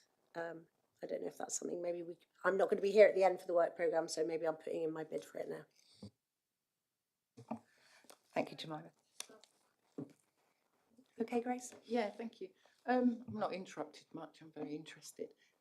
You've got 65 as being frail, but people are now going to be expected to work up to 70 eventually. I'm in that age group, so how are they going to deal with people working full-time up 67 plus? Thank you, Grace. Yeah, I think so. Frailty itself is defined sort of clinically a little bit different. So it's not based on your age, and we're actually really unfortunately seeing even people in their 40s being sort of diagnosed as being frail. So it's which is a real problem for Plymouth. So frailty, probably really wrongly, shouldn't be attached to age. It's more sort of a clinical vulnerability state. But you're absolutely right in recognising the discord with how we're experiencing our health and how we're struggling, and what we're being expected to do from a societal perspective. And the World Health Organization has an ageing well program essentially, and aging and working well is one of those priorities. And there's an age-friendly employers pledge, and there's work that we're trying to promote to ensure that employers are cognizant of that challenge. And there's actually lots that we can be doing as an employer to ensure that our employees are well supported as we're approaching that, not just in terms of health, but in terms of being able to be productive and feel meaningful, and that the opportunities are still there for them. And I think in Plymouth, our voluntary community sector is so strong that hopefully we can bring that into. And you're absolutely right. I think it's a mismatch that we need to be tackling as a society, really. Okay, James. Thank you. I think it's really interesting that we've got this association of age and frailty, which I absolutely agree with Sian that it's definitely not an age-related thing. One of the challenges we've had is that the data out of Derriford doesn't look at frailty, it looks at people's age, and they use age as a proxy for frailty. Hopefully, as new systems come online, the quality of the data out will be better and more effective. GPs generally have a pretty good record of who's frail and who's not, though. I'll collar you afterwards, Sian, and have a chat. We've just got hold of that data, James. Thank you. Thank you, James. And over to Steve. Thank you. It's really just to respond to yourself, Councillor Strickland. I think this is a challenge for us, not just in that 65 to 70 age bracket, but actually for the women of Plymouth. From about 50, 55 plus, this is a challenge for us. So I think we're looking at it in kind of two ways. One is about what do we do to help the population to be as healthy as they can be so that they can continue to contribute in the workspace, but also then working with workplaces themselves to make sure that they are as adaptable as possible to support people to be able to work within their abilities. So yes, focusing, obviously your frailty and your challenge gets increased as you get older, but we know for the city that women are generally living a long life, but not necessarily a healthy, comfortable life for around about 20 years. So I think we need to come a little bit further back in the timeline and recognising that because of the age demographic of the city, we do have a kind of a disproportionate amount of over 50s in work, which is going to cause us a challenge for those that stay in work across the next 5, 10, 20 years, or for those that decide actually that they are unable to work because of the challenges that they face. So very cognizant to that, and it's probably worth a broader conversation at another time. Yeah, I think it's going to be a new phenomenon because the age increasing, the retirement age increasing, and it's something I found in workplaces, my last workplace, people weren't taking that into account. So it is worth looking into and investigating maybe. Yeah, Okay, over to you, Tanya, and I'll bring her in. Thank you very much for that. Just a couple of questions. I think frailty is so misunderstood by the public. And I guess one of my questions was, what are the language that we're using when we're looking at kind of communicating these kind of options, especially within the VCSE sector or the different programs that are happening through the Wellbeing Hubs? What kind of language are we using with the public? And then my second question was around what kind of feedback are we getting from participants in those programs and the general public, particularly with that, because I see here it says streamlining care transitions between hospital community settings. What is the public feedback of how that's currently working? Thank you. Yeah, so that on your first point, that is something that has come through quite a lot from everyone we spoke to, really, and it's part of the plan. And I don't really have an answer to it, but falls and frailty, it's difficult because you want to speak the language of the clinicians, because frailty is a defined clinical syndrome, but then equally, it's not, and men particularly won't admit to falls. We know it's really problematic language, and it is something that I think even as a priority at the Health Wellbeing Board, we didn't really want to necessarily call it falls and frailty, but it's something that we want to tackle, and it's part of the plan. So I don't have an answer yet, but I think ageing well is often used as a more acceptable term, but it's something we do want to work on. Completely agree with that. And in terms of streamlining transitions, I think what we've heard quite loudly is it's really difficult. I think that there's lots of success. I think we've got the re-enablement programs, the community offer is really strong, but sometimes there's lots on offer that people don't know is on offer, or they know it's on offer and they don't know how to access it, so I think that's what we want to explore next is how we really join all this up together, because everyone's saying some of it works. Fame works brilliantly, but even then the step down from fame to home, we know is something that we want to strengthen. There's a real identified need that, fame works, we know it works, but the effects won't last if it's not continued in some shape or form, and where people go following the fame discharge is not clear at the moment. So it's the transition points that are still just really, as they've always been, really problematic. So I think it's visibility of existing programs is what we want to start with, and sharing that information. And yeah, it's not a clear answer yet, but we do want to work on that. Just come back on that. I think it would be really important to speak to some of the residents and get that feedback, because I think some of the stories that we're picking up is that it's sort of hospital, sort of coming home, back to hospital, and it's 15 visits into hospital following a fall, those kind of things. So.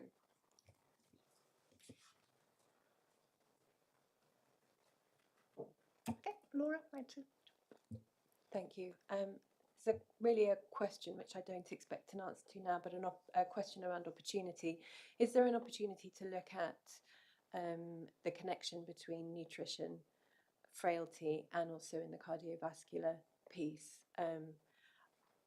Because I don't think that's about age. I think that's about the ability to have a healthy body, which I think must be tied to health inequality. So I just wonder if there's an opportunity to bring these things together, especially as on the two ends of the spectrum we have obesity, but also sarcopenia as a result of poor nutrition, I believe, although with a clinician in the room, I'm a bit nervous about saying that. But I think for me, that would be an interesting area to really look at the systems that we have, and how food is a major part of health and well-being in our city and access to good food. I'm going to hand over to Julia, but I'm just going to fire a warning shot as we're getting quite close to time. This will probably be the last question for this section. Thank you. Thank you, Chair. Sian, great report, and thank you. I've seen it before in its infancy, so it's really rich with information.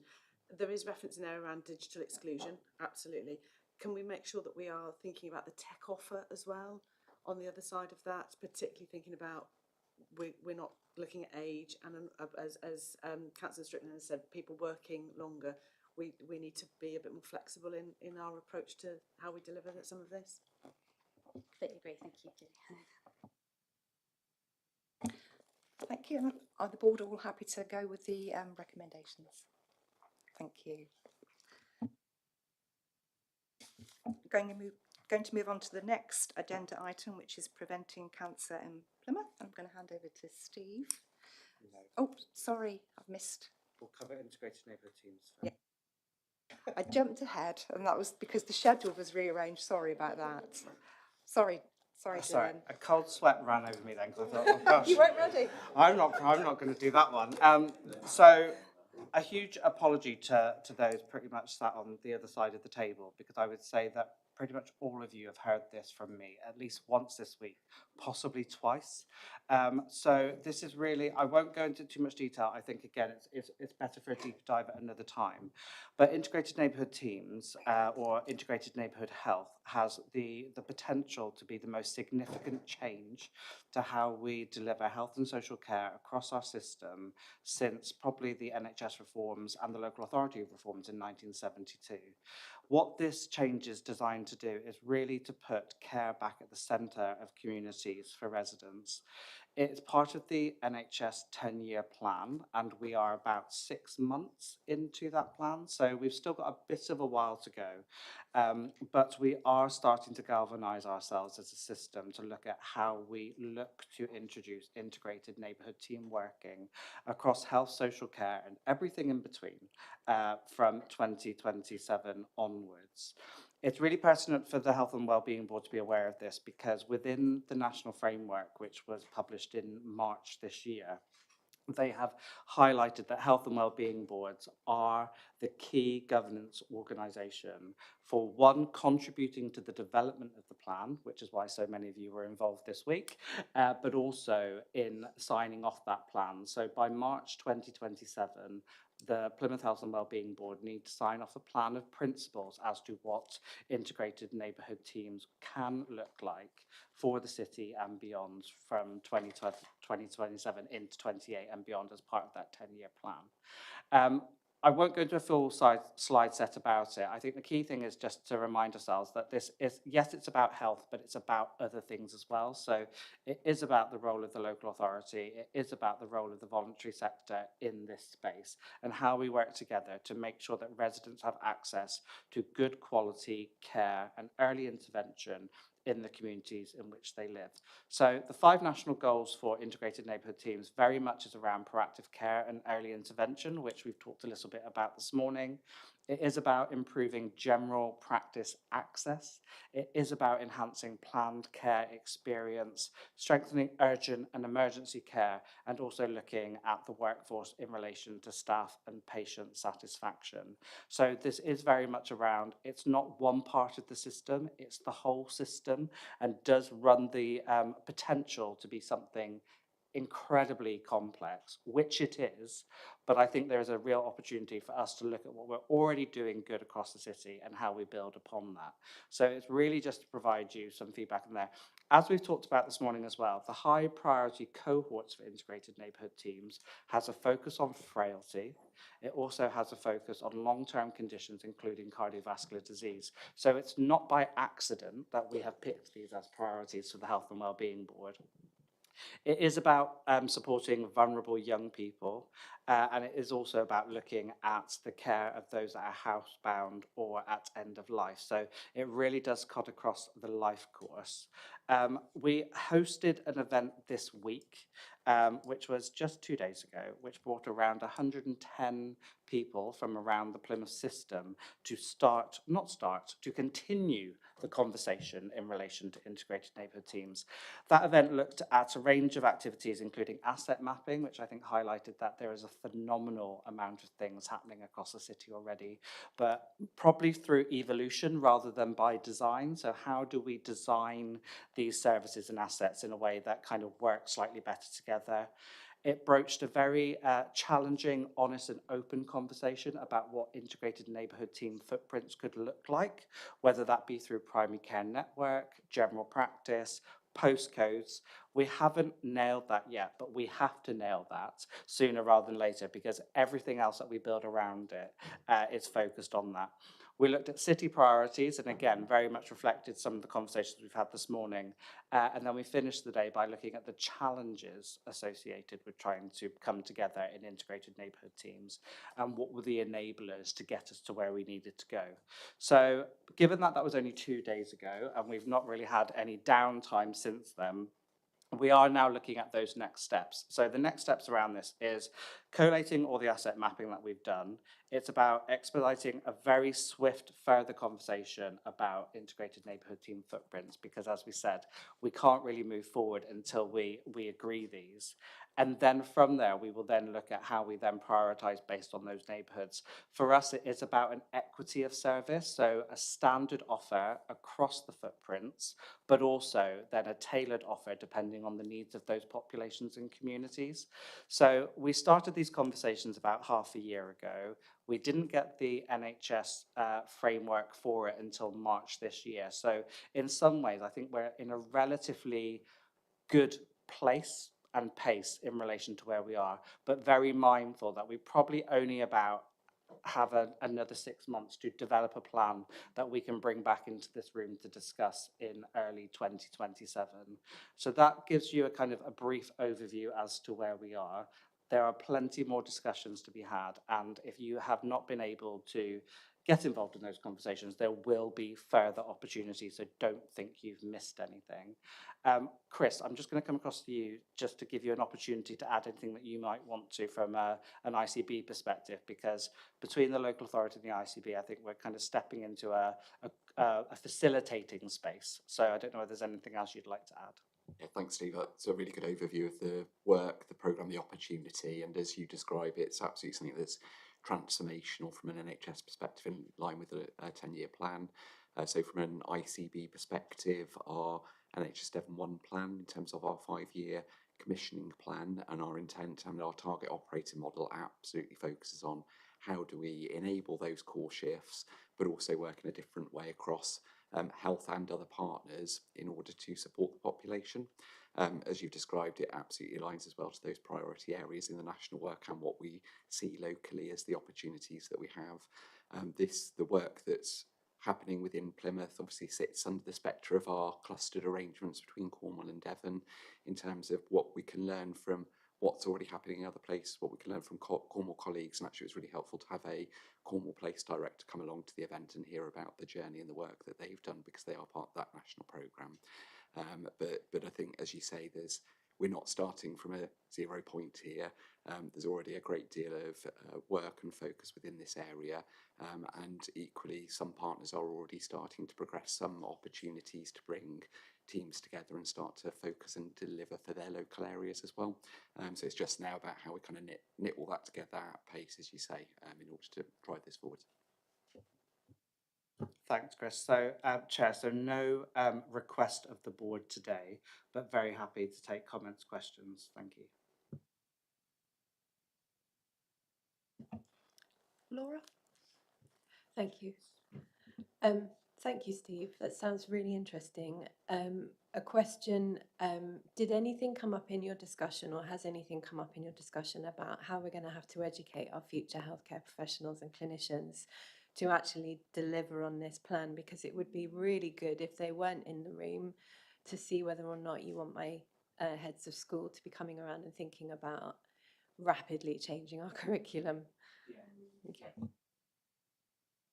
So workforce was a very strong part of those conversations. As I said, we had about 110 people represented in the room, which was a range of professions and organisations.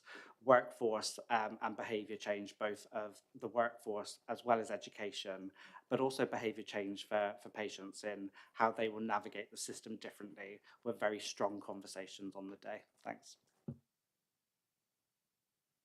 James? Thanks. Neighbourhood health is something that the local GP community is very passionate about. Claire Fuller is coming down on the 10th of July, and she would expect us to have our neighbourhood footprints or leadership structures squared away by then, and I think it would be potentially embarrassing if that's not the case. So there really is a pressing timescale here. GPs are very willing to step into that space with their PCN footprints. That doesn't mean it's going to be a medical service, but there are some very firm medical outcomes intended from the neighbourhood health programme that will help reduce demand on the acute hospital, both emergency demand and planned care, all about CVD, prevention, stopping people going to hospital, brings in frailty, stopping people getting frail, and it's absolutely essential we can use our community assets. But we're just keen to crack on and get something done. So very keen that we get that squared away quickly.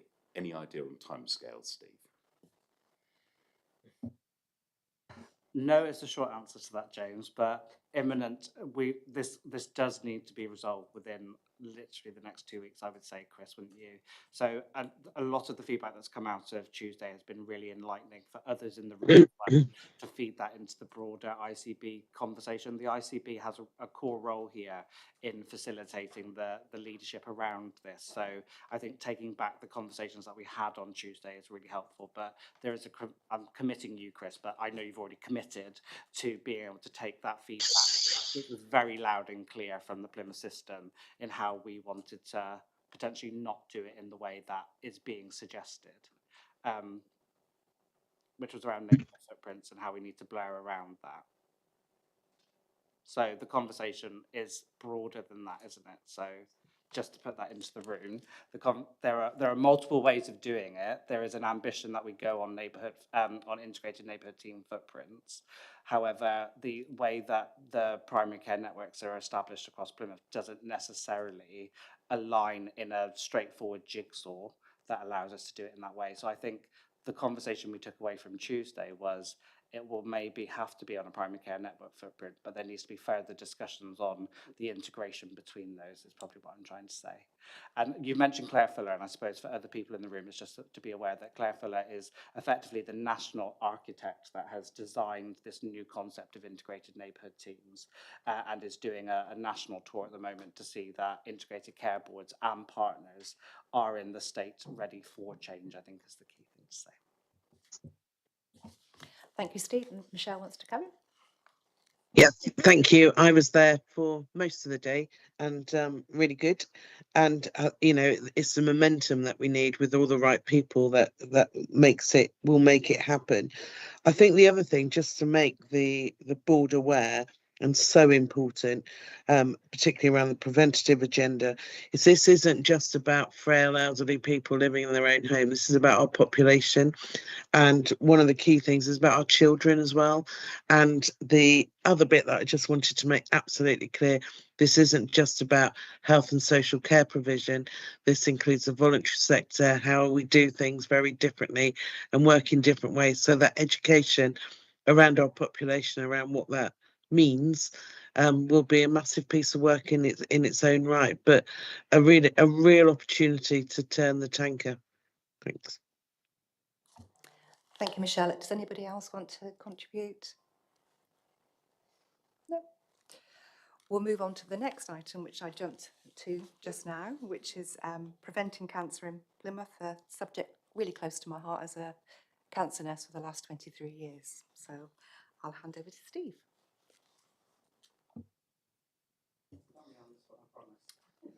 Don't worry, me and Dylan have got this. So I just wanted to introduce Dylan. So Dylan's an apprentice in the public health team, so be kind. And Dylan has been collating some work that's been going on in the team around the picture of cancer in Plymouth and having a little look at summarising what we're doing in the public health team and across the system in terms of cancer prevention. So he's just going to walk you through his presentation and then we'll take questions at the end. Thank you. Lovely. So, good morning, everyone. Thank you very much for having me today. I'm going to be summarising Plymouth's cancer burden and what us as a public health team are doing to support cancer prevention in Plymouth. There was a full briefing that was written and distributed to the board by myself and our previous F1 trainee. And today we're going to be summarising this report and the local actions that are supporting national goals. So for some background, cancer still remains a public health challenge, both nationally and locally. Nationally, around 1 in 2 people will develop cancer in their lifetime. Despite improvements and prevention efforts, England still sees over 1,000 new cancer diagnoses daily. The all-age cancer mortality rate between 2022 and 2024 sat at over 240 deaths per 100,000 people. However, cancer incidence rates have fallen due to prevention, early detection, and improved treatments. So the National Cancer Plan for England was published in February 2026, set out national ambitions for equitable, high-quality cancer care.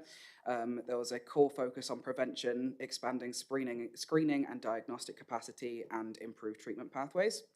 And while many of these actions and ambitions sit within the NHS, us as local authorities play a key role in delivering prevention priorities, particularly surrounding health inequalities and improving engagements with services. And our work in Plymouth is framed around these national goals. And locally, Plymouth saw over 4,000 cancer diagnoses in 2022, with over a quarter of all registered deaths caused by cancer in that same year. The graph you can see on the screen shows the most recent local authority data regarding cancer diagnoses between 2016 and 2022. In this time period, the most diagnosed cancers were urological, lung and heart and breast cancers. But it is, however, important to note that the urological cancer rates are presenting as highly as this did include prostate cancer, and this doesn't indicate a high prevalence of kidney or bladder cancer. And although these figures are similar to England as a whole, Plymouth does have a higher rate of lung cancers and heart cancers when compared to statistically similar local authorities. So Plymouth faces a particularly challenging profile of risk factors, as we've discussed today. Over 12% of Plymouth populations live in LSOAs that are within the most 10% deprived in England.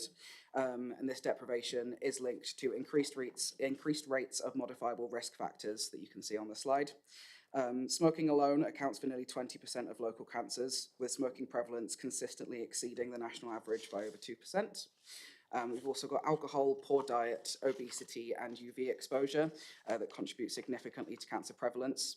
And then also lower HPV vaccination uptake, which will be discussed further by my colleague after myself. And these are all areas where system-wide action can make a measurable difference.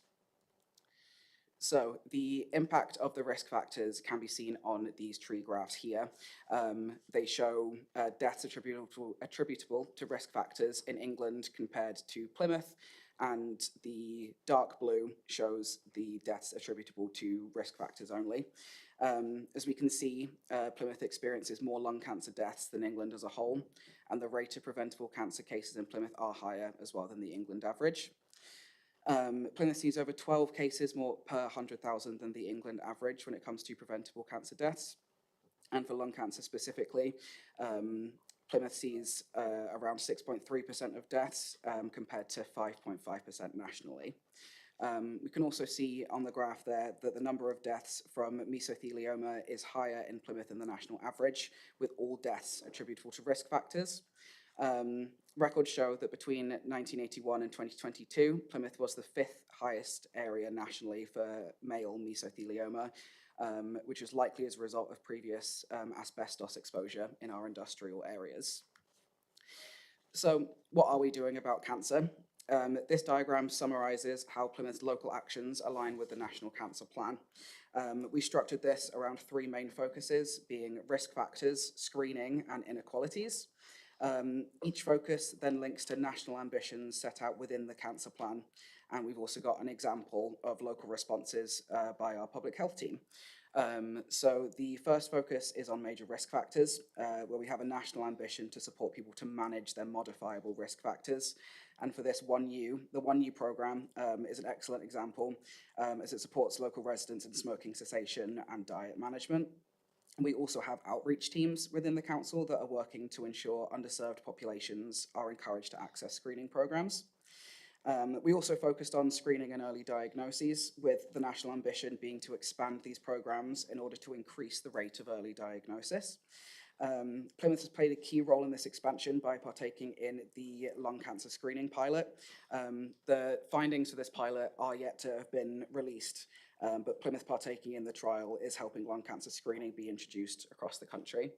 And our third focus is on inequalities. There is a national ambition to improve equity of access to cancer services and close the gaps we see in early diagnosis rates between population groups.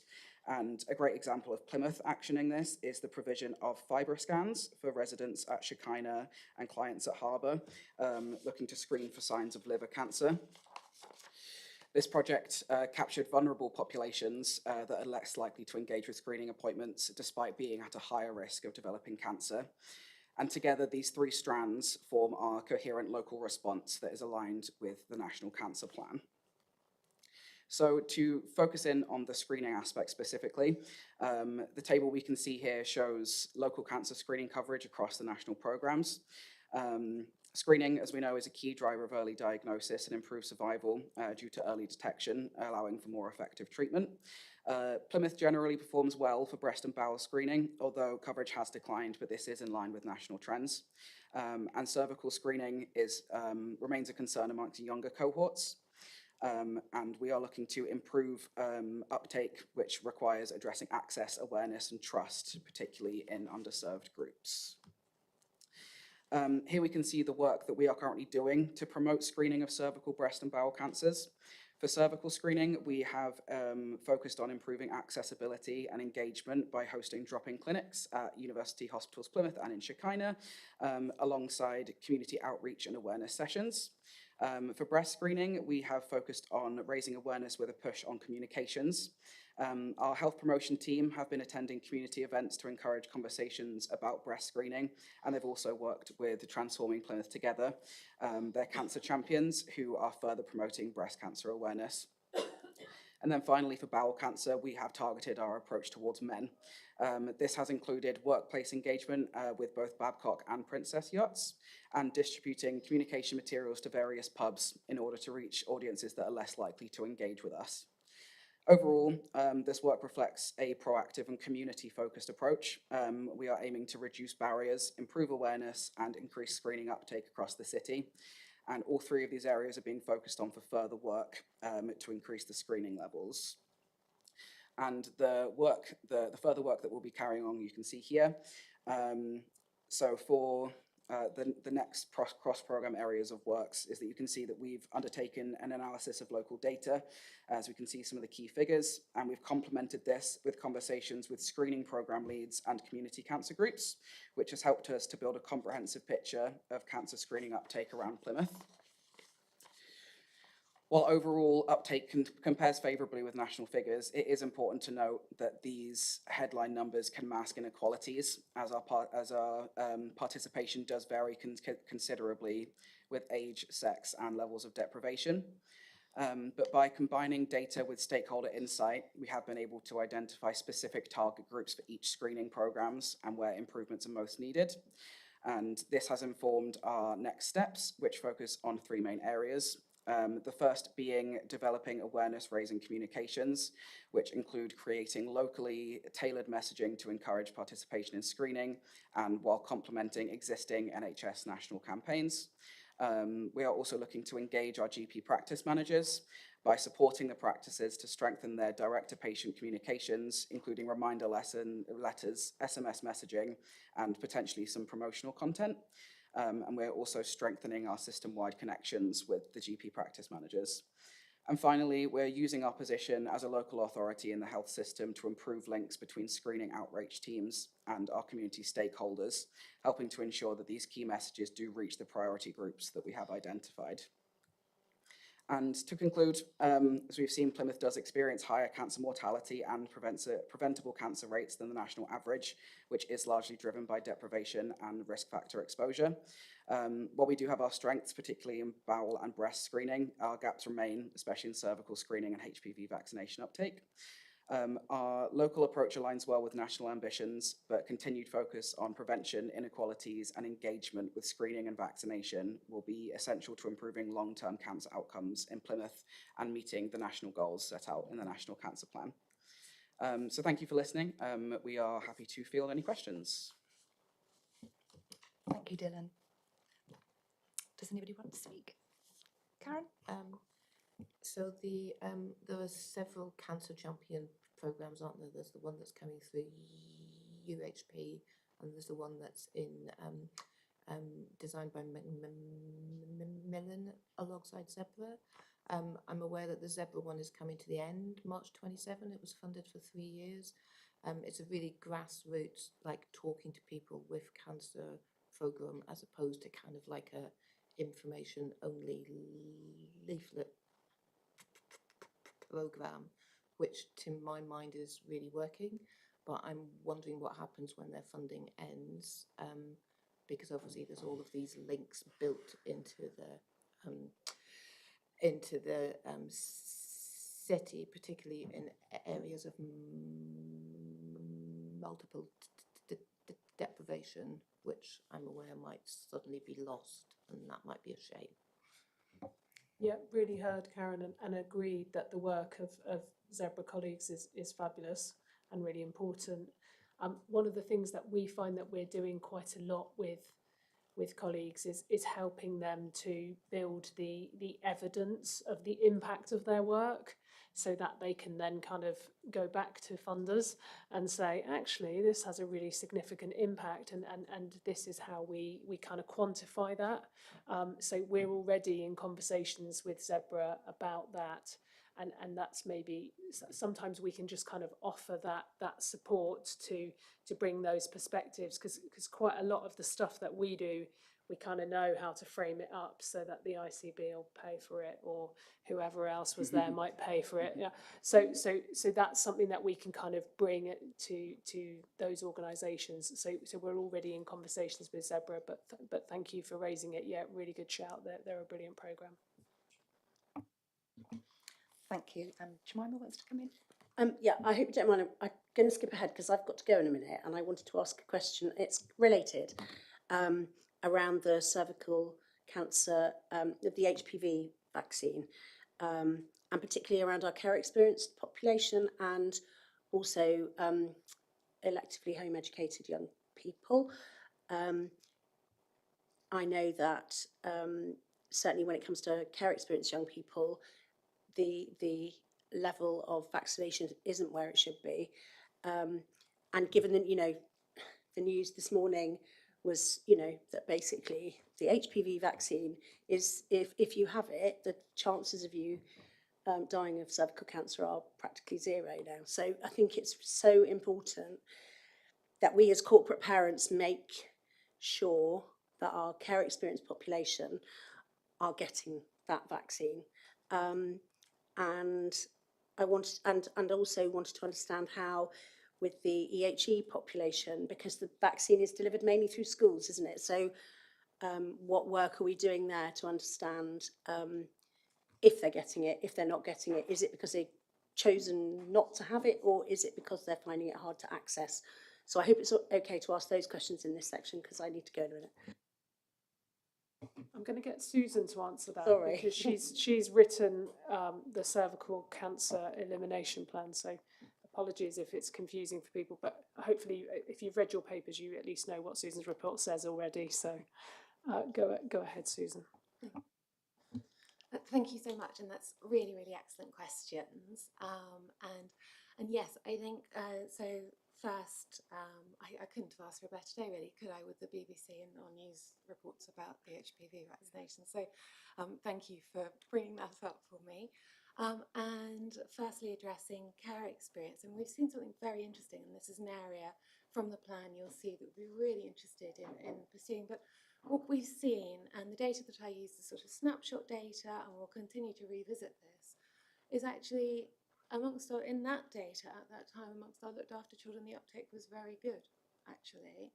But there was an area around young people who may be on a child protection plan that was lower, and that's really what we want to explore, and that's really one of the areas you'll see in the sort of actions going forward. We just want to explore and see how we can work collaboratively, if there's anything that can be offered through public health, and just linking people up in terms of, support there to improve uptake amongst that group. Because absolutely, I agree, and that's an area of inequalities. And then electively home educated young people, absolutely, the offer is normally through schools. And so that is something that can be missed. Our school age immunisation service do offer catch-up clinics in the community, but that's another area of opportunity we've identified around, is that something that our electively home educated young people and families are aware of?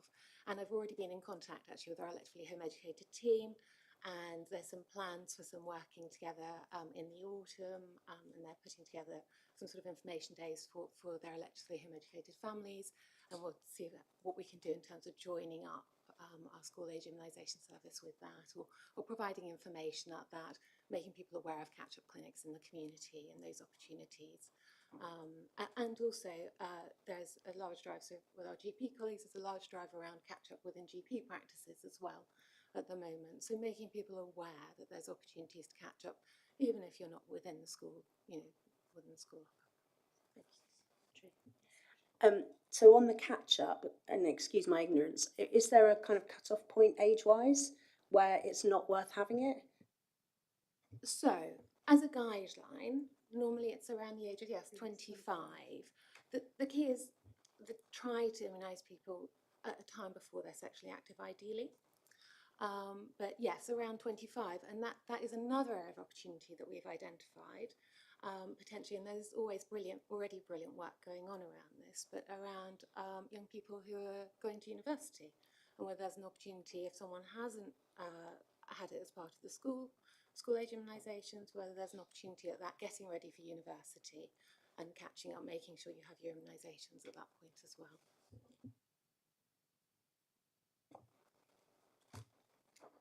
Laura? Just as the university representative in the room, I really ought to comment on that.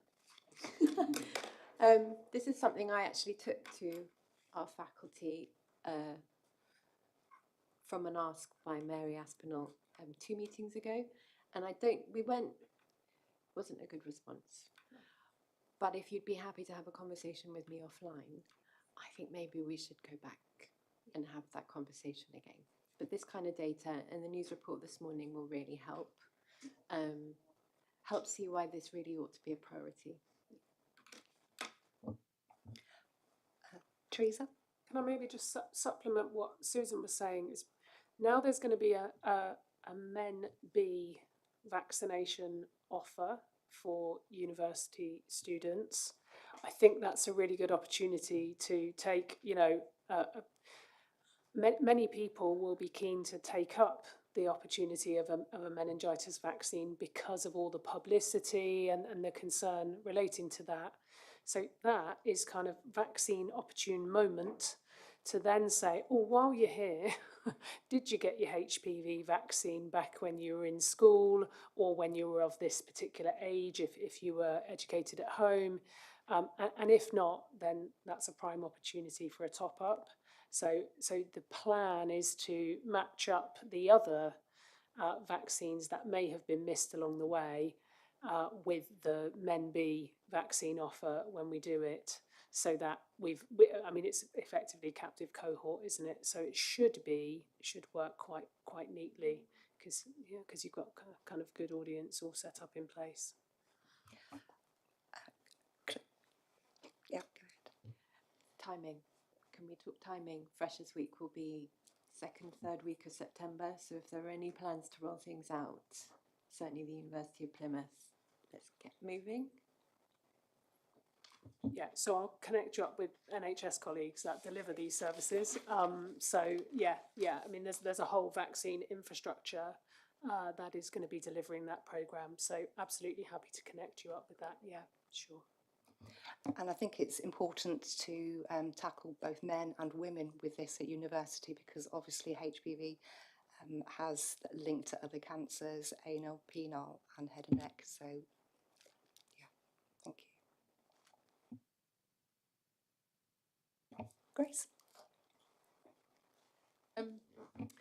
About 3 years ago, I was up on the Hoe with the Armed Forces Day. I went to the fibro scan and I was diagnosed with severe sclerosis of the liver, which is quite amazing because I've never drunk, but it's something inherited. I went back to work.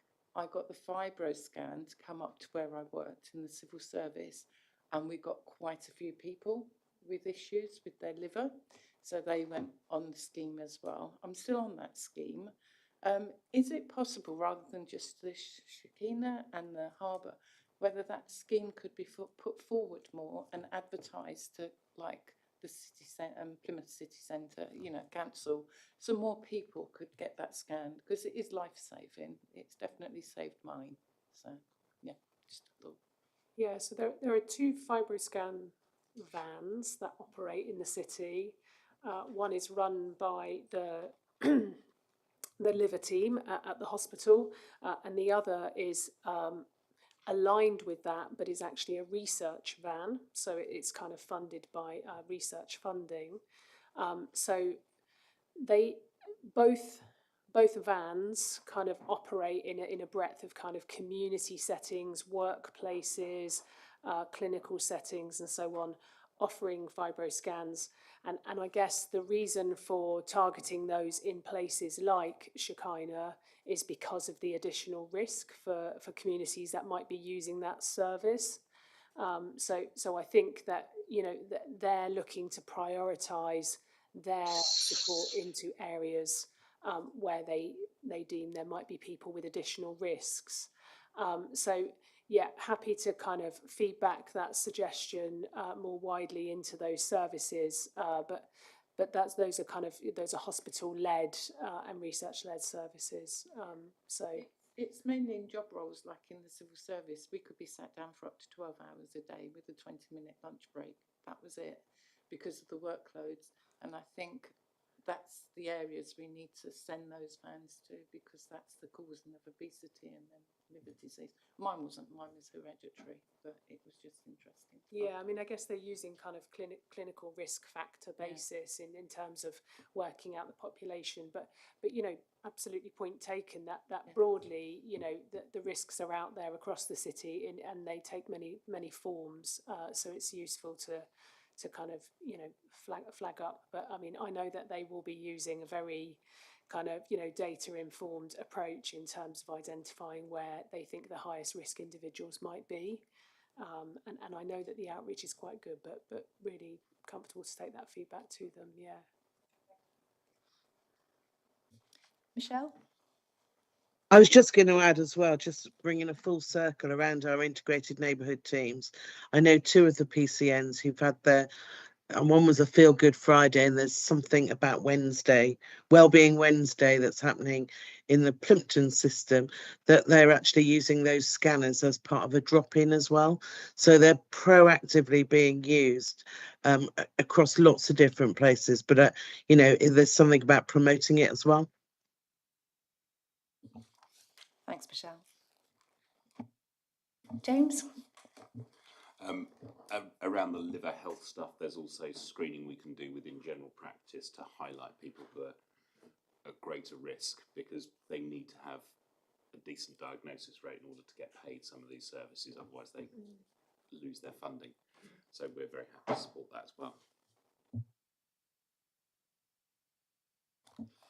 Would anybody else have any recommendations? Are we happy then to note the contents of the briefing paper and the intended actions, and to provide feedback or any suggestions at a later date? Do we want to agree a timeline for feedback now, or are we happy just to carry on? Okay. We had some recommendations written down. Are we happy to agree with the briefing paper? And did we want a degree of timeline to feedback again? I think let's include it in that earlier point where we will bring this back as part of the rolling programme update. Yeah. I think. Okay, thank you.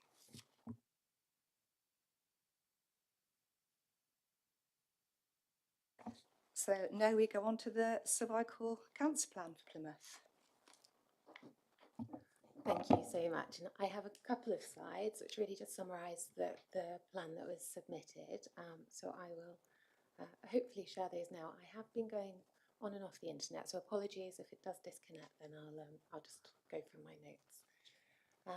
So yeah, thank you so much, and thank you so much for the brilliant questions and conversation that's already happened around this. So I'll be presenting the cervical cancer plan, which was co-written by myself and also Lara Parienti, who is our foundation doctor, who is with us and also worked on the cancer prevention. And really we're bringing this with the hope that you could note the plan, provide any feedback and suggestions, and then again agree some timelines for us to bring updates back to the board on this. So I've advanced it. I'm not sure whether it's actually advanced on the screen. Apologies. There we go.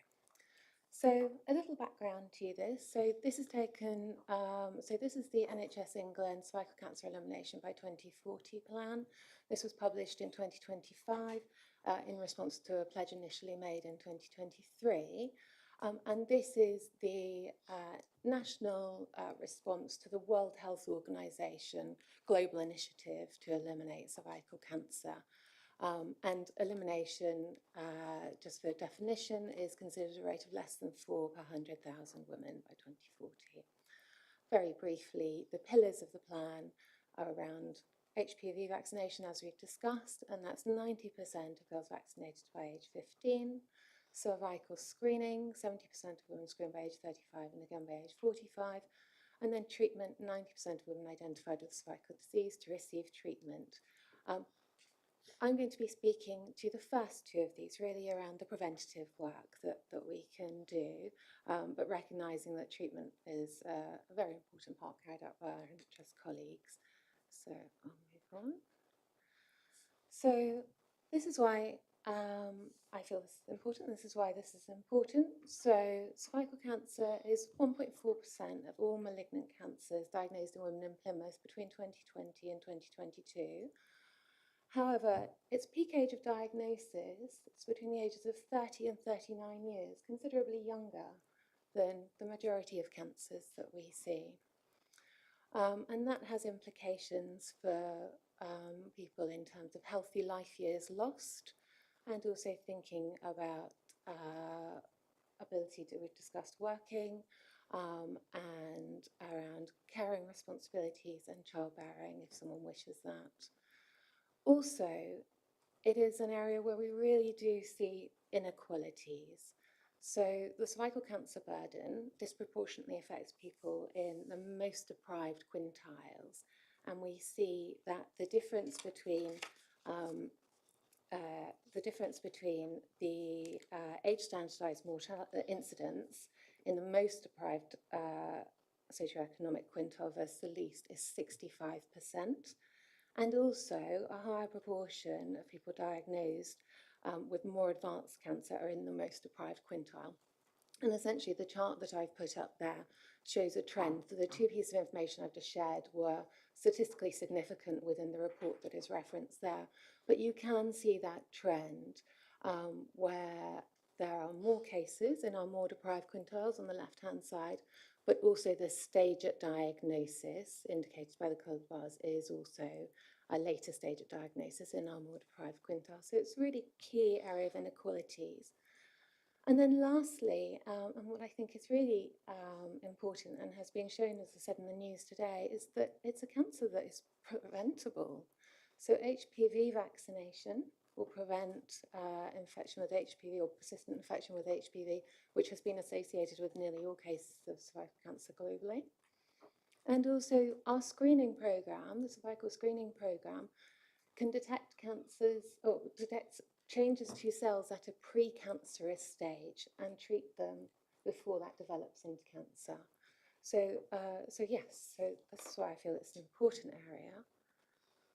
So looking at this data, and I realise I'm going to need to give some context here. So looking at the DPH report and Dylan's excellent presentation, our uptake of the HPV vaccination in young people between the ages of 12 and 13, year 8, that's the age at which the programme is delivered, is lower than England.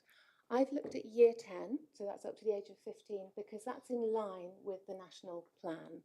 And so that's why the data here looks different. So we can see that our numbers are close, actually, to England. However, I've put the target line there of what we're aiming for under the plan, and we are not reaching that. And then bringing your attention to inequalities, I think this is really important. And this data comes from our Child Health Information System, and so it's a snapshot of a point in time. However, looking at that data, we could see what appeared to be a deprivation gradient by the school IMD, with lower uptake in schools that were in our more deprived areas, higher uptake in our least deprived areas, and that would correlate with what's seen nationally in the literature as well. And then we've briefly talked about social care experience, and again, I say that this is a snapshot of data, but we can see that there are differences, and that area we've discussed is whether we want to look as if there's something we can do, an opportunity around children or the child protection plan. And then lastly, our electively home educated group. So we don't have data for Plymouth on its own, but for DAV and ICB, it looks like the uptake is significantly lower. And then cervical screening coverage. So absolutely, as Dylan has already covered, so I'll only briefly visit this, but cervical screening coverage we've been seeing nationally has been decreasing across all groups, and particularly in younger women. And that is what we're seeing reflected in Plymouth as well. And in our older age group, we're fairly close to the national average, but in our younger age group, there's work to be done. And you can see from the target, there's definitely work to be done in our younger age group.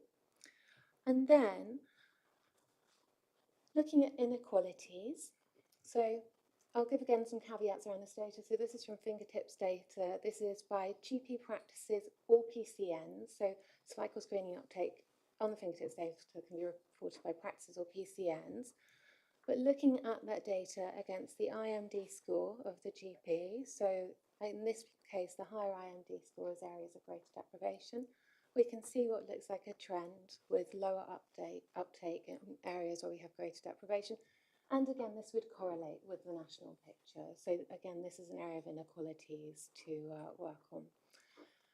Within the data, there may be other inequalities, which we don't have data for currently in Plymouth. There is a new cervical screening management system brought in at the end of 2024, and that hopefully will capture more data and more robust data, and that should hopefully give us the ability to look at this in greater detail and identify other inequalities as well. So lastly, and I'm aware that this is tiny, but this is in the report, I just want to talk about potential opportunities. And actually, I'm really, really grateful that we've had the opportunity to touch on this already. And what I want to say is these are initial opportunities that were identified through looking at the data that's available from Plymouth and also conversations with partners already working within the space, such as within HPV vaccination uptake, within screening, and with some colleagues in general practice, and colleagues in secondary care as well. So these are the initial opportunities that have been identified. They've been identified to align with the national plan cross-cutting themes and said informed by our local data and insights.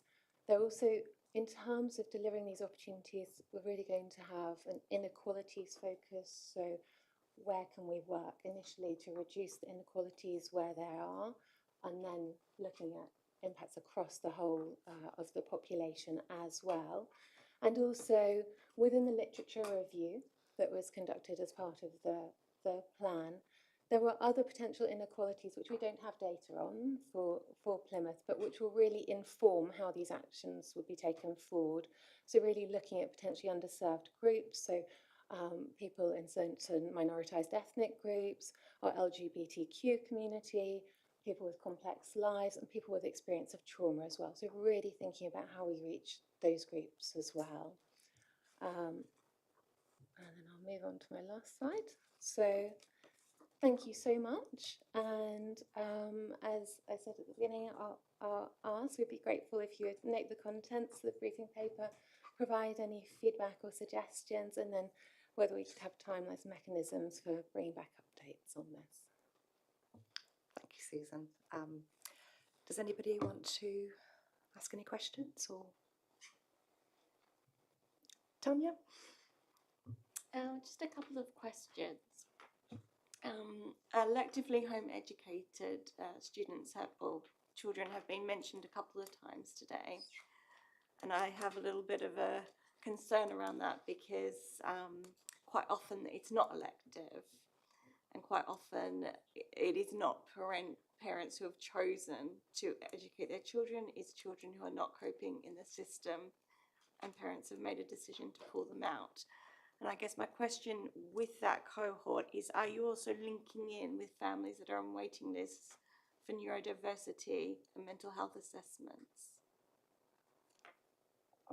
Thank you so much, and thank you for making that very, very important point. I've used the language that comes through in the data, but I absolutely appreciate your point that, yes, often it's not elective, so thank you.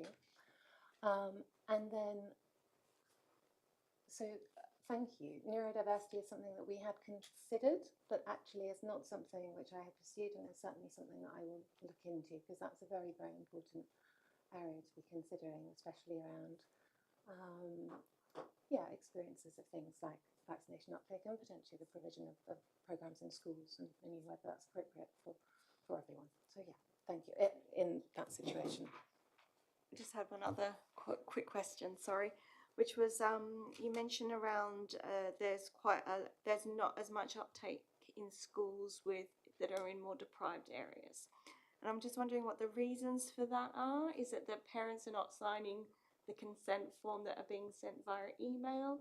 Are parents not getting those emails? How does that sort of, that digital inclusion fit in with these figures?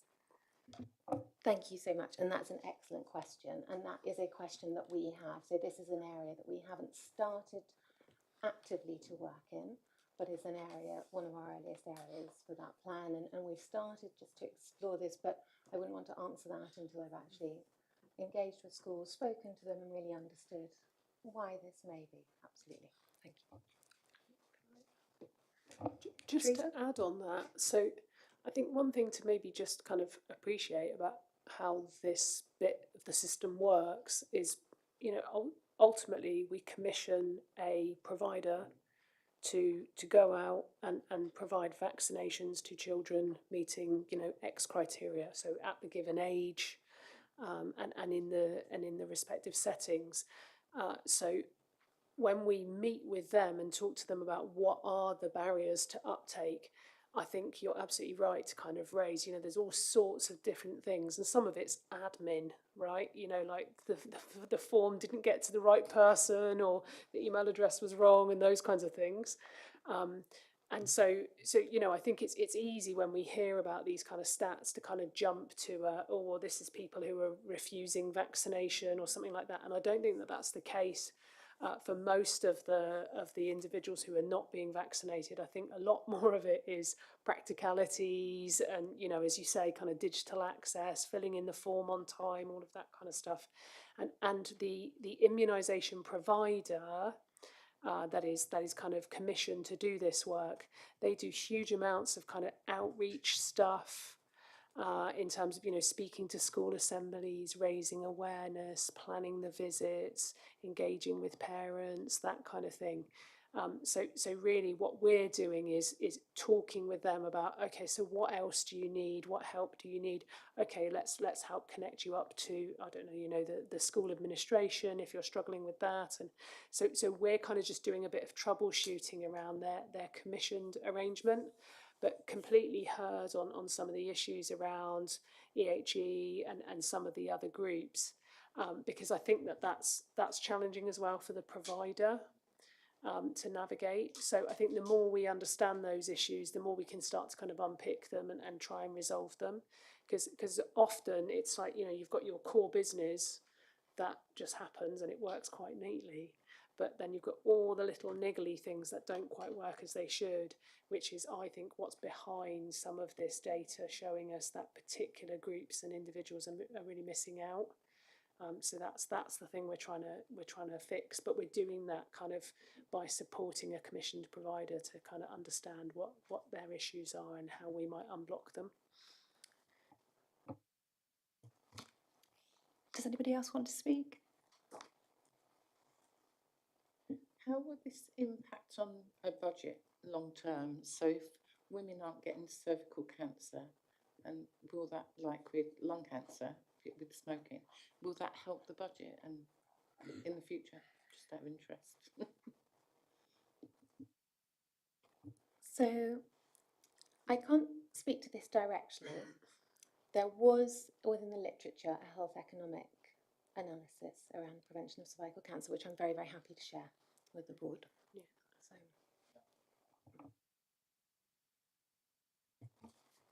Okay, thank you very much, Susan. Okay, thank you. We'll move on now to our next agenda item, which is the Joint Strategic Needs Assessment.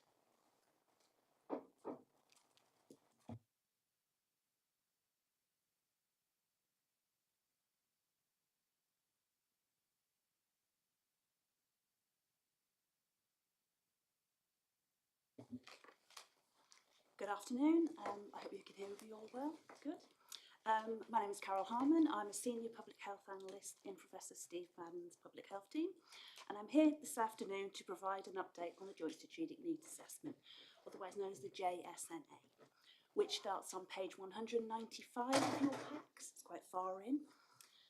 We've brought the board the updated versions of the first two chapters of the Living and the Healthy chapters from the Plymouth report, which makes up the narrative summary of the range of documents that form the whole of the JSNA.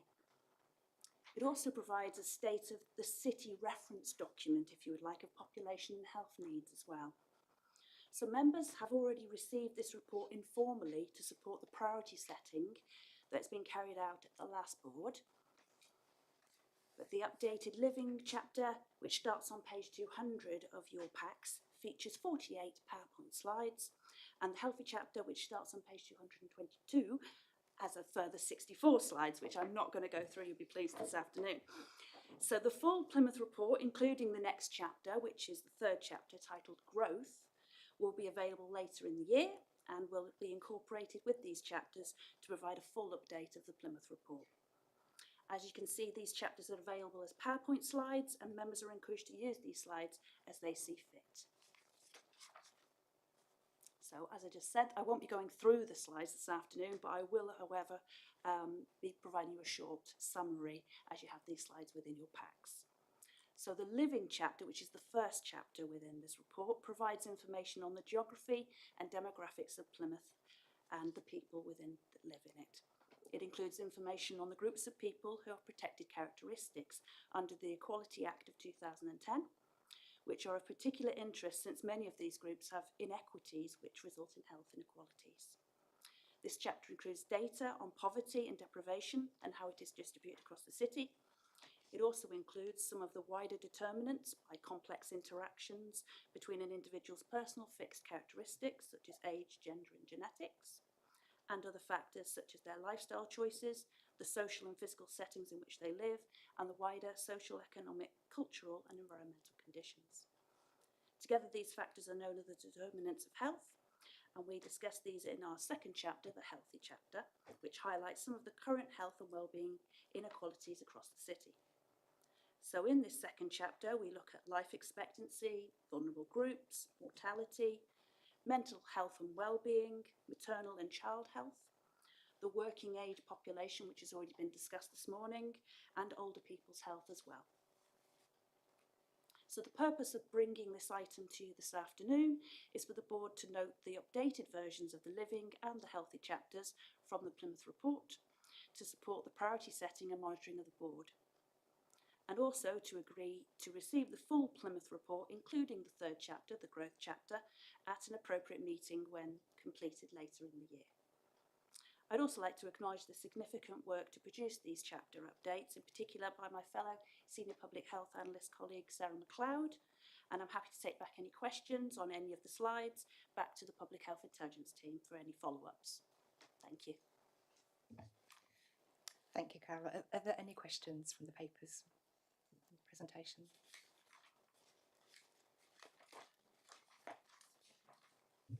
On the data, so sometimes you have it brought into ward level, sometimes even neighbourhood, but sometimes it's just for the city.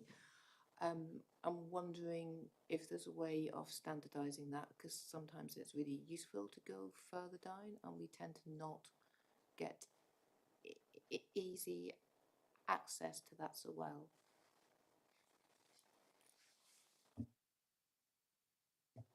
Thank you, that's an excellent question in terms of standardisation. In many of the slides, we've put the lowest available geography that we've been able to capture as well without having the figures redacted, so it's been able to provide, but I appreciate very much, as you just said, it makes it hard to standardise when looking across all of the wards, but in many instances we do have the data available at different geographies as well. So if there was something in particular that you wanted more granular detail on, that will also be available as well. So if we do have ward level data, we would also have neighbourhood, we would also have other geographies as well. Thank you. Rob? Just an observation about veterans. ILP has been awarded Valor status by the Ministry of Defence, so we're the Valor Centre for Devon and Cornwall. Down in the Veterans Hub at Ernest English House, we have roughly 1,200 veterans a year that we're supporting, and veterans and all their close family members. And as an organisation, we've also got, we've probably got a total of 3,000 people who are veterans.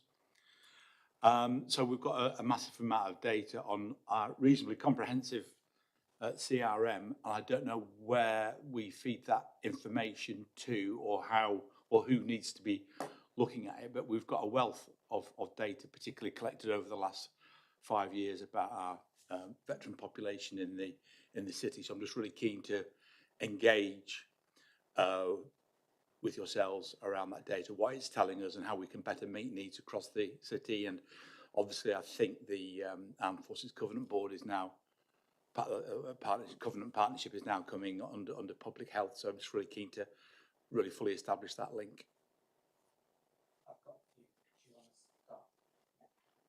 We'd absolutely welcome any further conversations around any additional data and insight that can be provided on veterans or any other area as well. Thank you, that's a great idea. Oh, great answer. Well done. We're going to say the same thing. So yeah, no, absolutely welcome that. So recognising we have a significant military population, not necessarily their immediate health needs are our responsibility. It remains with the military, but I think it's acknowledging that impact and knock on that has in that veteran space. So yes, we are bringing the Covenant into the public health space, which is really welcome for us because we think there's more we can do.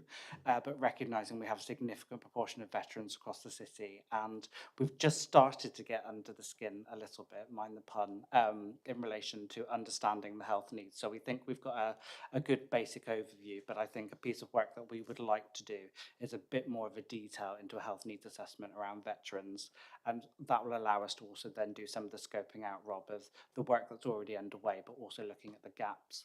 In a recent Covenant conversation, we were talking very much around female veterans and the challenge that that poses to the city as well. So yes, very much welcome the data, and we'll look how we can package that up into something usable. Thank you.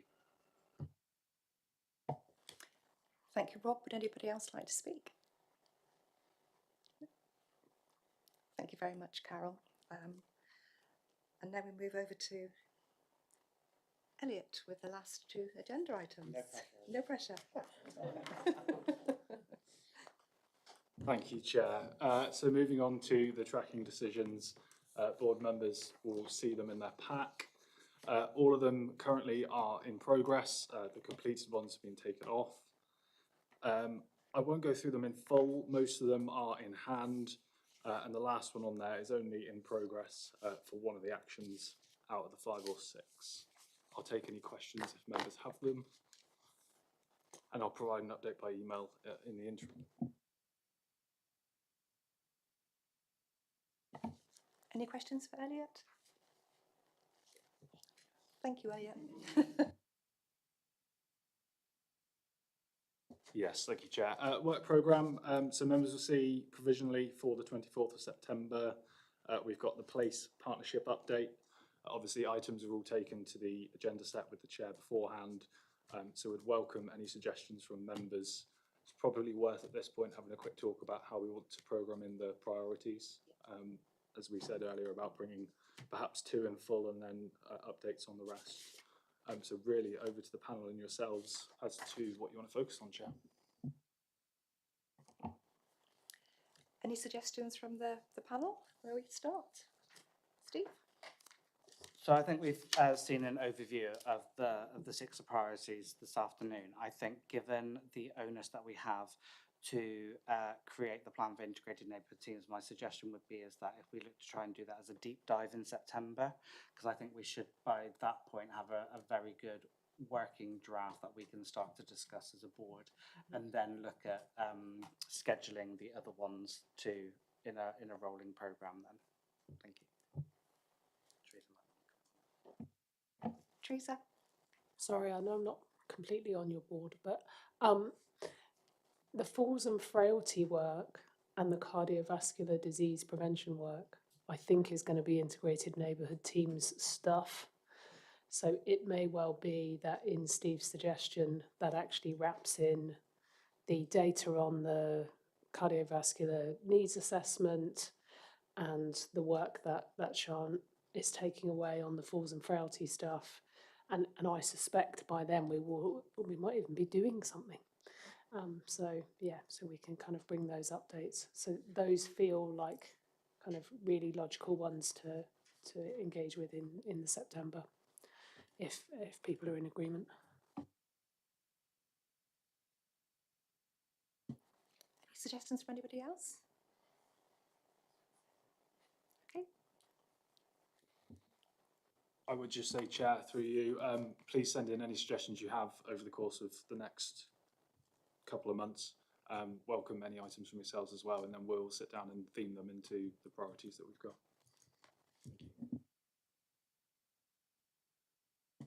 Well, thank you, everybody. And I think we've managed, despite a full agenda, to finish a little bit earlier than anticipated.